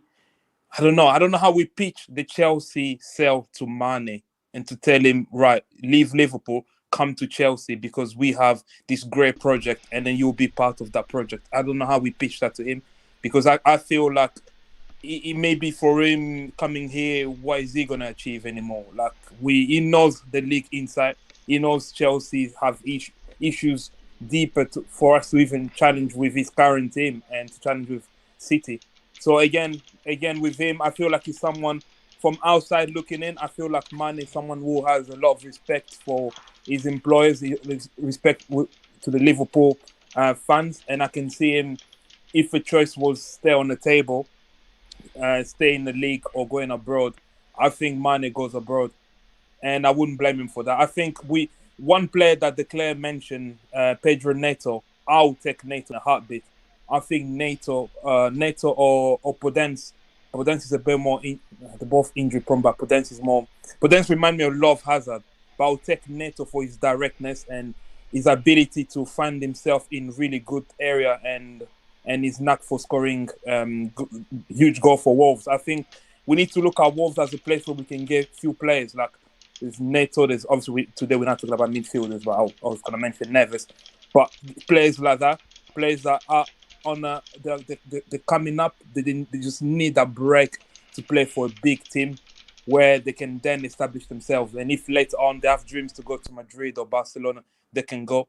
To take someone like Mane now, I feel like Mane, I feel like he's mentally, I think he's probably mentally done with the Premier League. He's done it all at Liverpool. Now I think go ahead. Now maybe with the Bayern, I think Bayern for him will be a good deal since Lewandowski is leaving. So he's going to be the main man at a really big European club, Bayern Munich, where again he can be the guy where a Bayern is probably going to get more money. He's going to have a more, it'll be like the face of their attack. So that's my opinion on Mane. Bring me Pedro Neto, please. I wish you were my choice. Again, let me come to LSD before I go to Bobby. But with that, I want to say a big up to my friends in the community and brothers. DJ Sav, I've been reading all your great comments here. I think you're responding to someone, not even enough for someone. I think you're talking about his goals return, and you're saying get another striker and bring back Broya. That would may well be the case. And Reece James Kingdom is suggesting Martinez and Jesus. I think both could be good for us, but Lautaro Martinez, I've said a zillion times, Inter not going to let him go. Again, Mikael says it's Ivan Toney for sale, and how much is the price tag? Jesus is a good shout, but might be twice the price tag. I think it depends on how much he has left on his contract, because when did they renew his contract last? I don't remember, but we'll see. I think we'll check that later. What if Salah goes to United or Spurs or Arsenal next? I think Arsenal, yeah. Maybe, we don't know. Probably Arsenal, they might come. They may well go for him, but we'll see what happens. To me, I think Salah, again, he has one of those weak points that I don't like in players at all. He's way too single-footed for me. Again, if you have a good defender that can match him pace for pace and understands he will always cut into to use his left, I think he'd be done in a game. He's easy to mark, believe me. Again, that's how I see it. I could be, if you again, other people see it otherwise. Don't forget, Connor is in an attack. Again, we have more goals from other places. That is, if Connor stays, I don't think we should rely on current development team players. Chelsea will finish above relegation zone in Premier League 2, the academy. I get your argument there. And Ty Talks, my brother, says big up to everyone in the panel. Here, listen, Tomori leaving is sad, but we have to move on. Again, we have to, and we can't keep them all. And believe me, he probably asked to leave, given the way Lampard treated him. And that was why I said that was another argument for another day. And if you're watching, if you haven't, please go check Ty Talks, CFC. Great channel, great content. He's a kid, but he understands football very well, especially from the perspective of Chelsea. Someone mentioned Tomori had a buyback as well. Yeah, I think we did, yeah. We did. No, players, all the players were so... Showtime's right. I don't think there is a buyback on him. On Tomori? You don't think? Yeah, I'm pretty sure as well, yeah. Okay, we'll look at that another time. But then again, I think all the players we sold recently, I think we have buyback clauses in all of them. But his case maybe or could be an exception, I don't know. Again, says Madrid, Barcelona, Inter, Porto, Benfica, Sevilla, etc. has players from academy playing in the first team. You won't know how good they are until you play them consistently. Again, I think academy players will get even more chance to, I think the path from the academy to the first team under Todd Boehly will be even clearer or smooth for the youth team, if you want to put it that way, because we won't be spending that much under him. But in this first year, he will spend quite some money to get in players. But again, it says, again, I think, let me try and catch up as quickly as possible. And here he says, no buyback clause. Again, why wouldn't he want to leave? Yep, he wanted to leave. I think Lampard treated him badly. Why? I don't know. Again, Coachella, check your DM. I will in a bit. Again, it says, absolute Chelsea Twitter. Chelsea looking for Lukaku to join Bayern in pursuit of Lewandowski. I'd like to see that happen, but you cannot be sure. Okay, Nick, you've pushed me long enough, and if that's what you want, Nick, bye-bye. I respect you, but you can't tell me what to do here. The channel belongs to everyone, but I don't like it that you're not, let me just say, controlling your anger. It doesn't help. If somebody disagrees with you, you don't come at that person calling the person twat. And if you go, you yourself take your time, go watch the other video the other day and listen to what you say to it. It's not okay. I'm okay you coming at me and saying, let me finish and cut back it. I would deal with that, but I would not take you calling people names and mentioning other channels and saying how bad they are. Even if I'm better than them, you don't need to tell me. Okay, if this is what you want, that's fine by me, Nick. This is not. Again, let me just shut up, please. Shut up, coach, and I'll move ahead. Again, coach, love the respect you have, but anyone who has this rude. Okay, again, I'm not going to complete reading that.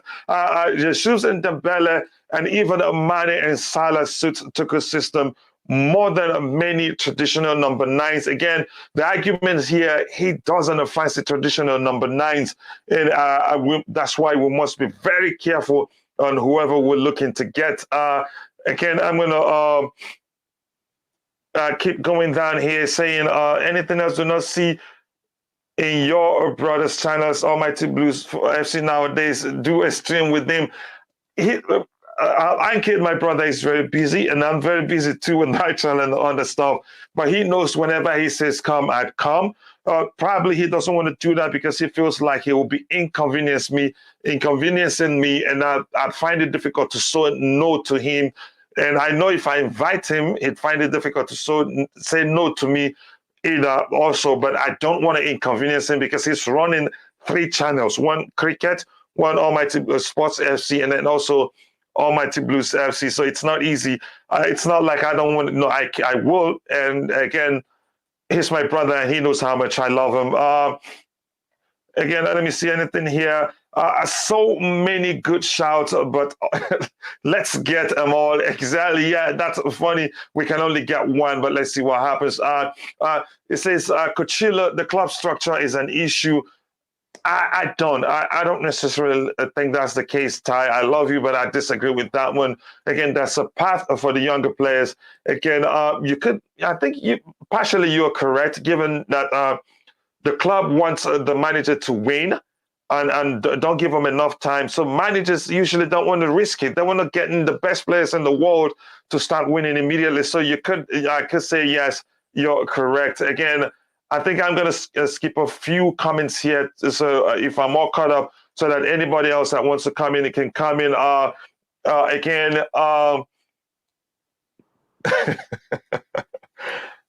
I'm really pissed, and I'm glad I'm able to hold myself. But that's by the way. I'm going to come back to the panel. Bobby, your response again. I forgot who were we talking about? We just talked about Mane. And I know, have you had your response regarding the possibility of us getting Mane? I haven't had my response about Mane. I think Mane is very much in the same group as Salah. They're looking for a big payday. I don't want them. These players, there's something about the English Premier League and our football culture, and it affects the players themselves. It's very difficult for a player after being so well established in a rival club to cross over. It's very difficult. It really affects them. And the rivalry, it's not about, people are talking about step up, step down. There is no step up or step down between Chelsea and Liverpool. There is just fierce rivalry. And this is something that is embedded in the players, especially after a long time of service. I don't think we should be looking on those lines. We've had enough experiences with flops. In fact, the last, I think I can, I will stand corrected if I'm wrong, but the last forward we took from another rival, and they came, although very, very late in their career, they had some injuries which affected them, and they were part of a good rotating striking line, was probably Mark Hughes, if I remember right. And that's like, the mid-90s. So since then, I can't really think of anybody that's come over from another Premiership club and ripped up trees for Chelsea. So let's forget that. Our target should be hungry players that really want to make their mark, just as we've established here. Another thing, I just got to say this, there's, the Chelsea football community, we are a family, we always have been, especially for those of us that have been doing this. I mean, back in the day, we didn't have YouTube, but we had Chelsea TV and so on. So a lot of us have been in this for many, many years, talking to each other. And it always amazes me when I know we're passionate, but, you know, getting all this sort of offended and angry, and I think we should try our best to avoid that. It's not necessary. It's not needed. And, you know, what's the point? Everybody's going to have opinions. Everybody's going to have different opinions. You know, it's frustrating sometimes. I get frustrated sometimes, but to the point of abusive, it's not necessary. Honestly, we don't need that. We're all brothers here, and let's just keep that in mind, honestly. Yeah, so, I mean, that's it. I think we should be looking more creatively for strikers. But hey, look, the transfer window opens next week. I think Tuesday, is it thereabout? No, next week, Thursday, thereabouts, the 10th. The 10th. When is that? Is that Thursday? I think it's about Thursday. But I'm not sure the date. Wednesday, something like that. And we will see what's going to happen. I think a lot, you know, what we bring in will tell a lot, and how quickly we bring them in, it will tell a lot. So we can only speculate at the moment, but definitely the defense, the midfield, and the striking positions, in fact, right down the spine of the team, is going to have some investment for sure. People say, oh, we can't buy this number of players. Well, by default, I think we're going to have to buy at least 4 or 5, at least. We've lost 2, could be 4. Certainly looks like 3 defenders. That's a huge amount of the back line. The 4th one, Lukaku, looks like he's going. And I think I'm not sure Werner should feel safe at all. He's had 2 seasons. His track record is very suspect, and we don't need players who just run around and there's no end product. You know, we value the endeavor, but there's more to top level football than endeavor. And I don't think Chelsea fans want to live through another season of seeing players, you know, missing gilt-edged chances that cost us games. So he's at risk. So I think it's only sensible to bring in replacements. I mean, we're going to have to. We'll fight. We have to, but especially the defensive department, because Jonathan David. I'm glad you brought that up. Yeah. So to talk about quickly before I move to LSE and the rest of the panelists. Tell us what you think about Jonathan David and also Nkunku, both of them. Coach, I'm so glad you've reminded me of this. I'm so glad because I've forgotten this. Now, someone like Jonathan David, he's young, hungry. He's still got something to prove at the highest level. He's coming from a league where, okay, he's a winner there, but it's not really, you know, the cream of European football. He would be. I mean, I wouldn't be sad to see him here. That's for sure. Now he's apparently raw, but this is the player. To me, that is a Didier Drogba type of player. I would go for Jonathan David all day long. In fact, I wanted him instead of Lukaku back then. I wanted him instead of Lukaku. And for some reason, yet again, our scouting situation, he was overlooked. Well, not this time. Nkunku, wow. Now, people say he's a gamble. I don't think so.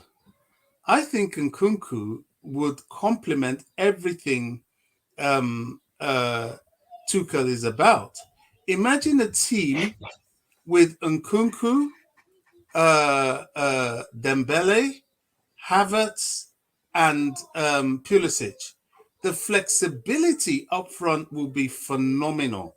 And then, and only then, could we entertain the possibility of letting go of someone like Ziyech if he really doesn't want to stay to compete with these guys. I mean, that's it. That's the sort of rotational strength in depth that Bob, we need. Bob, you're And not Nkunku, worried, I would go for it for sure. you're not worried about the price tag. Sorry? The price tag for Nkunku. What is the price? That's tag? I'm not sure. 77 It's about plus. 40 million? 77 plus. Euros or pounds? Let me check again. We're not sure because these are just online outlets, estimating what they think the player's price tag will be. Let me check. Coach, while you're looking, But can I just say this? Can I just say this before someone else jumps in, and I'll shut up. Look, we keep talking money, and yes, there are some ridiculous fees and wage demands out there. Excuse me. But one thing you have to understand, these people invested 4.25 billion into Chelsea Football Club. They're not here to play around. They are fully aware of the cost of being at the top in European football, especially the Premier League, and the need for further investment.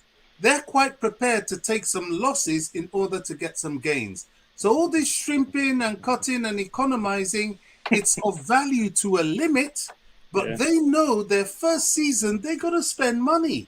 They know this.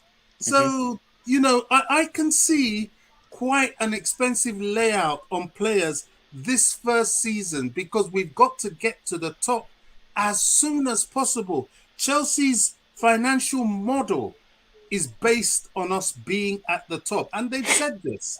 So, we're worried about the cost of Nkunku and so on. Forget that. That is within. Bobby, could I add? It's not even that. Like, it was same club sold Werner.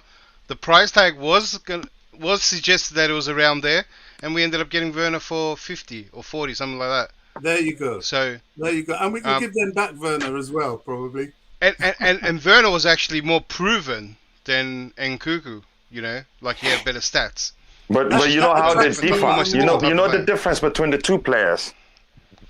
Yeah, see now with the new coach, they're not playing with two up front. They're playing with three, and Nkunku finds himself in really. I like how what he does in tight spaces because he actually does have ball skills, and he can turn and score, and he can also play as a winger. He's got good characteristics for what we need. Declared, you're my brother, don't you? You know this. Of course, Bobby. You know this. Spot on. Big up, Bob.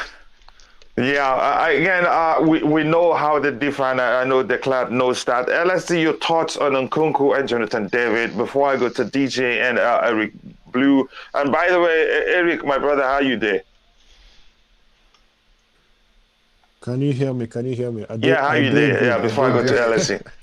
How you there, brother? I did fine. I did good. Look, I'm brilliant. very happy that I've been able to squeeze myself in. I know you're going to close out the stream soon. So we can go until for around 15 minutes more. So I'll come to you quickly. Hopefully, let me just go to LSE because he's been on the panel and I know he has something to say about the two players. LSE, your thoughts on Nkunku and Jonathan David. I searched at the platform that I use for photos. I couldn't find any of this, and I don't want to risk any copyright issues by finding one on Google.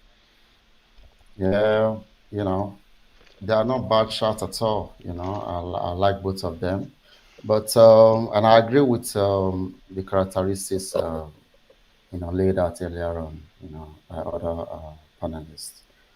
What I would say is this for Nkunku. I think he has that loyalty for PSG. He wants to go back there. I don't really think he's keen on going anywhere else. But you never can tell. This is professional football. So, he's worked with Tuchel before, whether, there might be some issues. So, I don't know. But Jonathan David, I was watching his highlights last night. I like the player. Yeah, it's true that he's raw, very, very raw. But I think he will be ready to put his head down and learn, and not start going around like a superstar, So, but I don't really see maybe there might be a little bit of difference between him and Boja. Do you think it's nice or it's a good idea to have two inexperienced strikers up front? I don't really think it's a good I idea. think we have a balance. Even if you get them both, we still have a balance. Again, you could say other players out there and they aren't Keats anymore. I think we'll be good. Again, that's my opinion. Yeah. So if we are ready, if we are willing to take the risk, remember, if Dembele's signing is already true, we can only get one more. You know, unless you know, we're getting rid of Timo Werner and one other player, maybe on Sinandoy. I don't know. You know, So it's good we talk about them, could I give you but some we have numbers, to. LSG? If Lukaku and Werner alone goes, Yeah, them two, their wage and their worth is 3-4 players easy. That's yeah, how much they're getting, and that's how much they're worth. That's how much they free up. yeah. It's almost a case of that. But I do agree that we would have to get rid of probably some more as well. Yeah, yeah. I'm not even talking about in terms of their wages. I'm talking about in terms of their play time and then, you know, how the team is going to be organized around them. You know, so if we already have one, you know, remember we always do like one in, one out. You know, so that means one more needs to go because Lukaku is a certain one now. You know, so one needs to go. So if we're replacing Lukaku, then that will be for with Jonathan David. You know, so Dembele replacement would be who? You know, so that's where we have to look at because we can't just bring everyone. You know, we're going to be looking at two up front, one in the middle, and you know, minimum two at the back. You know, then we can use COVID to cover up. You know, then we also have to consider the wings, the wing backs. You see, so this window is going to where we have to wait. The window opens June 10th, so we have to wait to see the outcome. Mm-hmm. Yeah. Yeah, Rodrigo, quickly, let me just bring in Eric Blue. I'll come back to you if you don't mind because he hasn't spoken and he just joined us and we have a few minutes to round off. Is that okay? No worries, no worries. Okay, now there may still be time to come back to you. So again, I don't know where to start with you, Eric, but you can come in if you have heard everything that we've talked about and you want to say something about them. You have the floor, brother. Thank you. Thank you, Rodrigo, for giving me this time. Yeah, I don't have much to say, to be honest. I haven't managed to watch the whole stream. I will watch it back. But I don't think we'll get Nkunku. I don't think it's going to happen. As much as Todd Boehly and the new ownership wants to make a statement. Why do you think so? Yeah, I think the price tag and I think the fact that he seems to want to move to PSG means that most likely we will not be getting him, into the club. Obviously, I'm sure they can pay the money, but it doesn't seem like it's worth it for me paying that amount of money in this. The way we are right now, we need to do a lot. We need to do quite a lot. So we need to replace people like Rudiger and Christensen to just continue to be where we were last season. And then we now need to try and improve on what we did last season by getting some more players. So there's a lot to do. Replace the people who have left, who actually helped us a lot, and then get other, players in positions that we really need help in those positions. So obviously, I would like Nkunku to be bought, but most likely he will not be bought. I think someone like Lewandowski is more likely, especially with his him being on a free transfer. Obviously, he may demand some crazy wages. I don't know how many, what his wages were It's at not, Bayern. Eric is not actually on a free transfer. We have to pay. He has 1 year left on his contract. Who has 1 year? Lewandowski. Yeah, it's not a free. Yeah, he still has. Okay, it's not a free. Yeah. I mean, it's close. Yeah, 1 year. Okay. I don't know what the wages will be the most important thing for that. To be honest, he just has 1 year left. So that I think that would be more likely. And for me, I would be more willing to put maybe half of that into Lewandowski, and his wages and everything. So that's what I would be considering for that. That would be an immediate impact. You can definitely guarantee. There will be no reason why he won't, be successful. To be honest, he fits the profile. Maybe you can talk about his age, but I don't think that would be a problem. So that's what I'm thinking, maybe. And I want someone like Sterling, potentially. And if we have to make a big money signing, it needs to be somebody who fits. It's a difficult one because you would think a more experienced player, an older player would be a better fit because they have experience and it's more guaranteed than a younger player. But then at the same time, if a younger player is successful, they have longevity and they can stay at the club longer. But for me, I don't think Nkunku fits that mold of a player who you would spend 80 million or 60, upwards of 60 million pounds, and you'll be like, yes, you know what, we're going to get the return for this, almost 100% guaranteed. Mm-hmm. I was hoping he would be like maybe like Eric's a Sadio nothing's Mane. 100%, yeah. Of course not, but what is the percentage and how wise is such a big money signing for him? I'm not sure. If he was like 40, 50 million, that would be perfect. But he's not. I think he might be, but even if he's 60, there's still he's in the age range. Maybe he has one bad season, but he probably can come good in the next. There's still room for that as well. I mean, and to hit the ground is, running is a rare thing as well. Yeah, it's not. I'm not even expecting that, to be honest. It's just about the long term kind of thing. I don't want a situation where we bring somebody in and we're paying so much money, and then we're just stuck with them. So hopefully the recruitment is the most important thing for me. Though, but I know exactly what you mean. I mean, because like you guys were saying, the fundamentals are there. He has good close control, good dribbling. Decision making is good. He's creative. He doesn't just score goals. So all those things are very good for me. And he's fast, right? That helps. So he's a huge impact on Werner. If we can get some kind of swap deal, and we take him and give Werner back to Leipzig, that would be perfect. But I just don't think it's gonna happen. I don't know who the other players you guys mentioned are. I think Koundé will come in. Maybe he'll be the first signing that is announced, and then I'm hoping we can get Koulibaly as well. Why is it looking like Dembele's deal will be completed before Koundé's? Yeah, I think we'll get Dembele as well. I really do. Because Dembele one is easier because free transfer. Yeah, exactly. Yeah, it makes sense now. Yeah. Koundé's on. I'm sure Koundé. I mean, Koundé may already be done. We don't. For all we know. We're just waiting for some kind of announcement. We don't know. So, I think Koundé and Dembele will come in for sure. Hopefully Dembele as well. I think Koundé is more secure than Dembele, but hopefully Dembele comes in. I don't know how much he'll be getting, but that seems like a very sensible thing because he's actually on a free. So even if he's getting like 300k, that makes a lot of sense to me. So I would love him to come in, and I don't know anybody else. Hopefully Koulibaly comes in as well. That would be good. And in terms of the strikers, we'll see what happens. Yeah, sorry, just to quickly finish. Lewandowski is who I want. That would be the experienced person, and then Broja can be the number 2 in our squad. I think that is fair enough. So that's what I'll go with.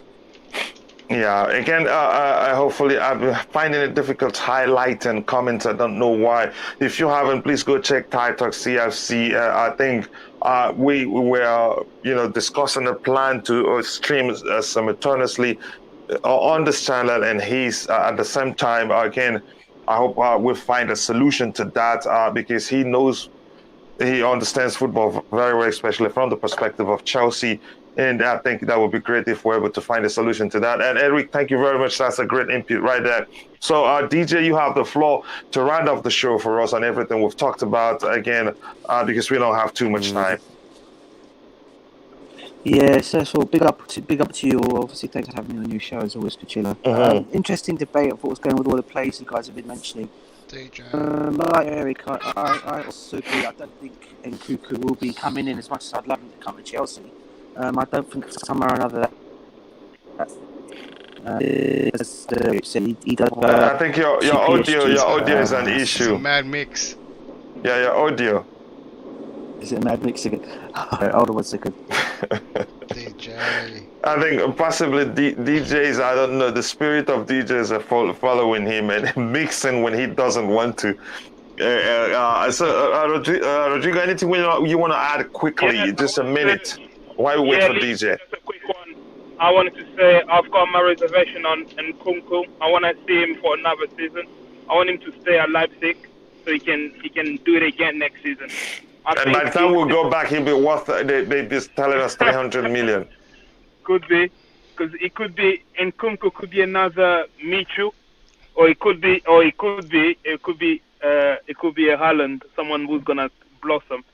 So I don't know. My reservation is that I don't have a big enough sample size to justify why Chelsea should pay £80 million or 70 million, however much Leipzig are asking. I think that's my only reservation with him. The fundamentals from the few games I watch him in the Europa League. The fundamentals are there.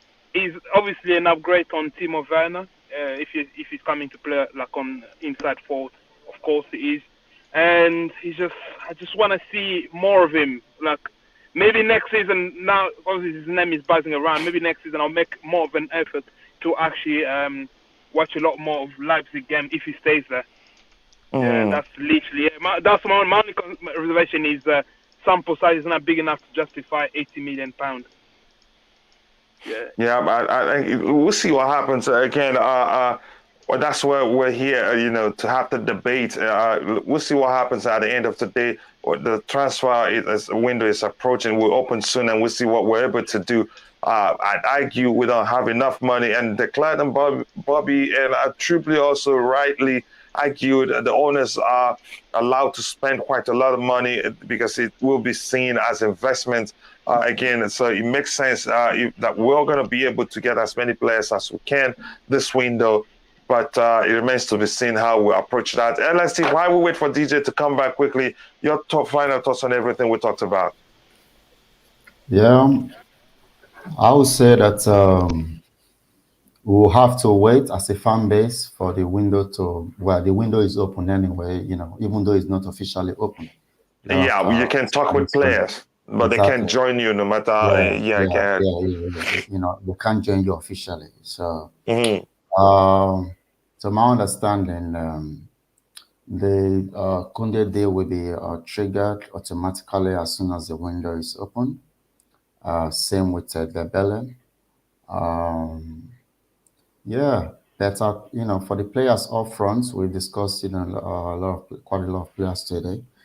I think there's a player that we haven't discussed, or he's not even on our radar or something. A very good attacking midfielder. Whether he still have a lungs for it, I believe he still has it, and he's practically free. And that's Christian Eriksen. What do you think? Do you think it will be a shot? Do you think he can walk in? It's a good shout for the midfield at number 10 or 8 if you want to, whichever one you choose. He's a creator. He's a fine finisher too. He can shoot from outside the 18. I think he will bring quite a lot if we're able to get him. But you don't know. Maybe Tuchel is looking at him, or the club, or maybe we're looking at him, but I don't know. I think Tottenham want to get him. Things haven't really worked out for him under Conte. So I'd rather not go there if I were him again. Yeah. But I understand. we don't know. That's at Inter, right? So I understand. So what I think we can go for him, and it's not going to demand much, and it will just be part of the team. And in fact, a very critical part of the team. He's done some damages against us in the past. I believe he still has it. So just throw it out there. Yeah. So understood. I think I'll reserve my time for Eric. So since he doesn't say much into. Yeah, thank you very much again, Eric. Anybody else on the panel want to add anything so we can round off? I think I have just about 3 minutes. There's something I need to take care of. Yeah, okay. I have to head off early, so big up no everyone. problem. Good chats. Thank you, brother. See you tomorrow. That's Take it. care. See you guys. Yeah. Eric, go ahead quickly. Go ahead, brother. Yeah. So I don't think Eriksen is even being looked at, to be honest. I think, his best days are behind him. I really do. I just don't think it's the right fit for what we want to do. I don't think we play with that kind of player anyway. I'm not expecting us to get somebody like a Fabregas in the future. So In it terms wouldn't of the make sense to position. get Eriksen. No, we wouldn't even bother for that kind of profile. So I just don't see it. So yeah, Tuchel definitely wouldn't be looking at him. And with what happened recently, I actually thought he would retire. I didn't know he would keep playing, but it's very it's just not going to happen. We won't even look at him. So It was almost a similar case to Fabrice Muamba, right? Was it Fabrice Muamba? Yeah, it was. Yeah, it was Mohamed for West Ham that collapsed, but I think I'm not sure what what the issue was for Mohamed. Yeah, because that he didn't come back to football after that. Yeah. So Eric, you have anything else, or should I just go to Bobby to round up for us since he came back? Yeah. Just yeah. Okay, Bobby, can you please just round up for us? And before Bobby comes in, we have 132 likes. And if you're watching, if you haven't liked the video, please like the video and also subscribe to the channel if you haven't. We have 2,293 subscribers, just 7 away to reaching from reaching 2,300 and 2,293. So we need just 7 more to reach 2,300. I know you guys can help us get there. So Bobby, your final thoughts on everything we've talked about today. Yeah, I had to change device, my other device just ran out of battery because you've been on for so long. Listen, you actually opened my mind to a player that I forgot. We don't need to bring in big names. I think we should learn from that. What we need to bring in is hungry players. And for me, Jonathan David is the closest thing we're going to possibly get to Didier Drogba. And the price tag too isn't that bad. Sorry? The price tag isn't bad. No, it won't be. It won't be ridiculous. Obviously, they'll try and up it because it's Chelsea, but it won't be a silly price tag. Neither will he come with silly wages because he's not that proven, or rather that exposed player, as it were. So, I just think he has got to be a target to replace Lukaku. That would be one of the most sensible transfer decisions I've seen us make in a long time. And he's of the age where he's resellable if we really must go down that route. So for me, him, and I will go for Nkunku. Look, we need to get the best. This is a summer transfer window that we need to be ruthless. None of all this, how much does he cost? What of the ruthless? How does this player feel? I don't care. If he's better than you, he takes your place. That's where we've got to be now. Every single one of those players should be on their toes. You don't mess around with a club like this. This is why I admire Real Madrid so much, because this is what they do. They get you on your toes. They don't care who you are, how much you cost. If somebody's better out there, that person's coming in, and you've got to show the club why you should be starting. And that's where we have to be. All these guys have to show us why they should be starting. And if they are on contract, they sit on the bench until they are needed. I'm not into all this, how does he feel? Is he unhappy? Who cares? You are being paid. They're not being paid peanuts. These guys are being paid big money. So, if you really want to go, if we can sell you, fine, to our advantage. If we can't, you sit on the bench. If you cause too much trouble, you go to the reserves. This is what Real Madrid do. They had somebody like Gareth Bale sat in the stands for seasons. I think a good 2-3 seasons. I'm not advocating for that. I think we can manage better than that. But you get what I'm saying. We have no time to mess around anymore. They say that these new owners are looking for a business model, where a business model in football comes with success. So they will be as aggressive in getting success as they will be in making money. Yeah. Thank you very much, Bobby. Again, what a way to end the show today. Again, LSC was going to end it for us, and then you come back in, and he's already, rounded off, if you want to phrase it that way. I want to say thank you to everybody on the panel, to those who's been there and has left LSC Sports. Again, Eric Blue, my brother, Bobby, your Smoky Signals, Coachella.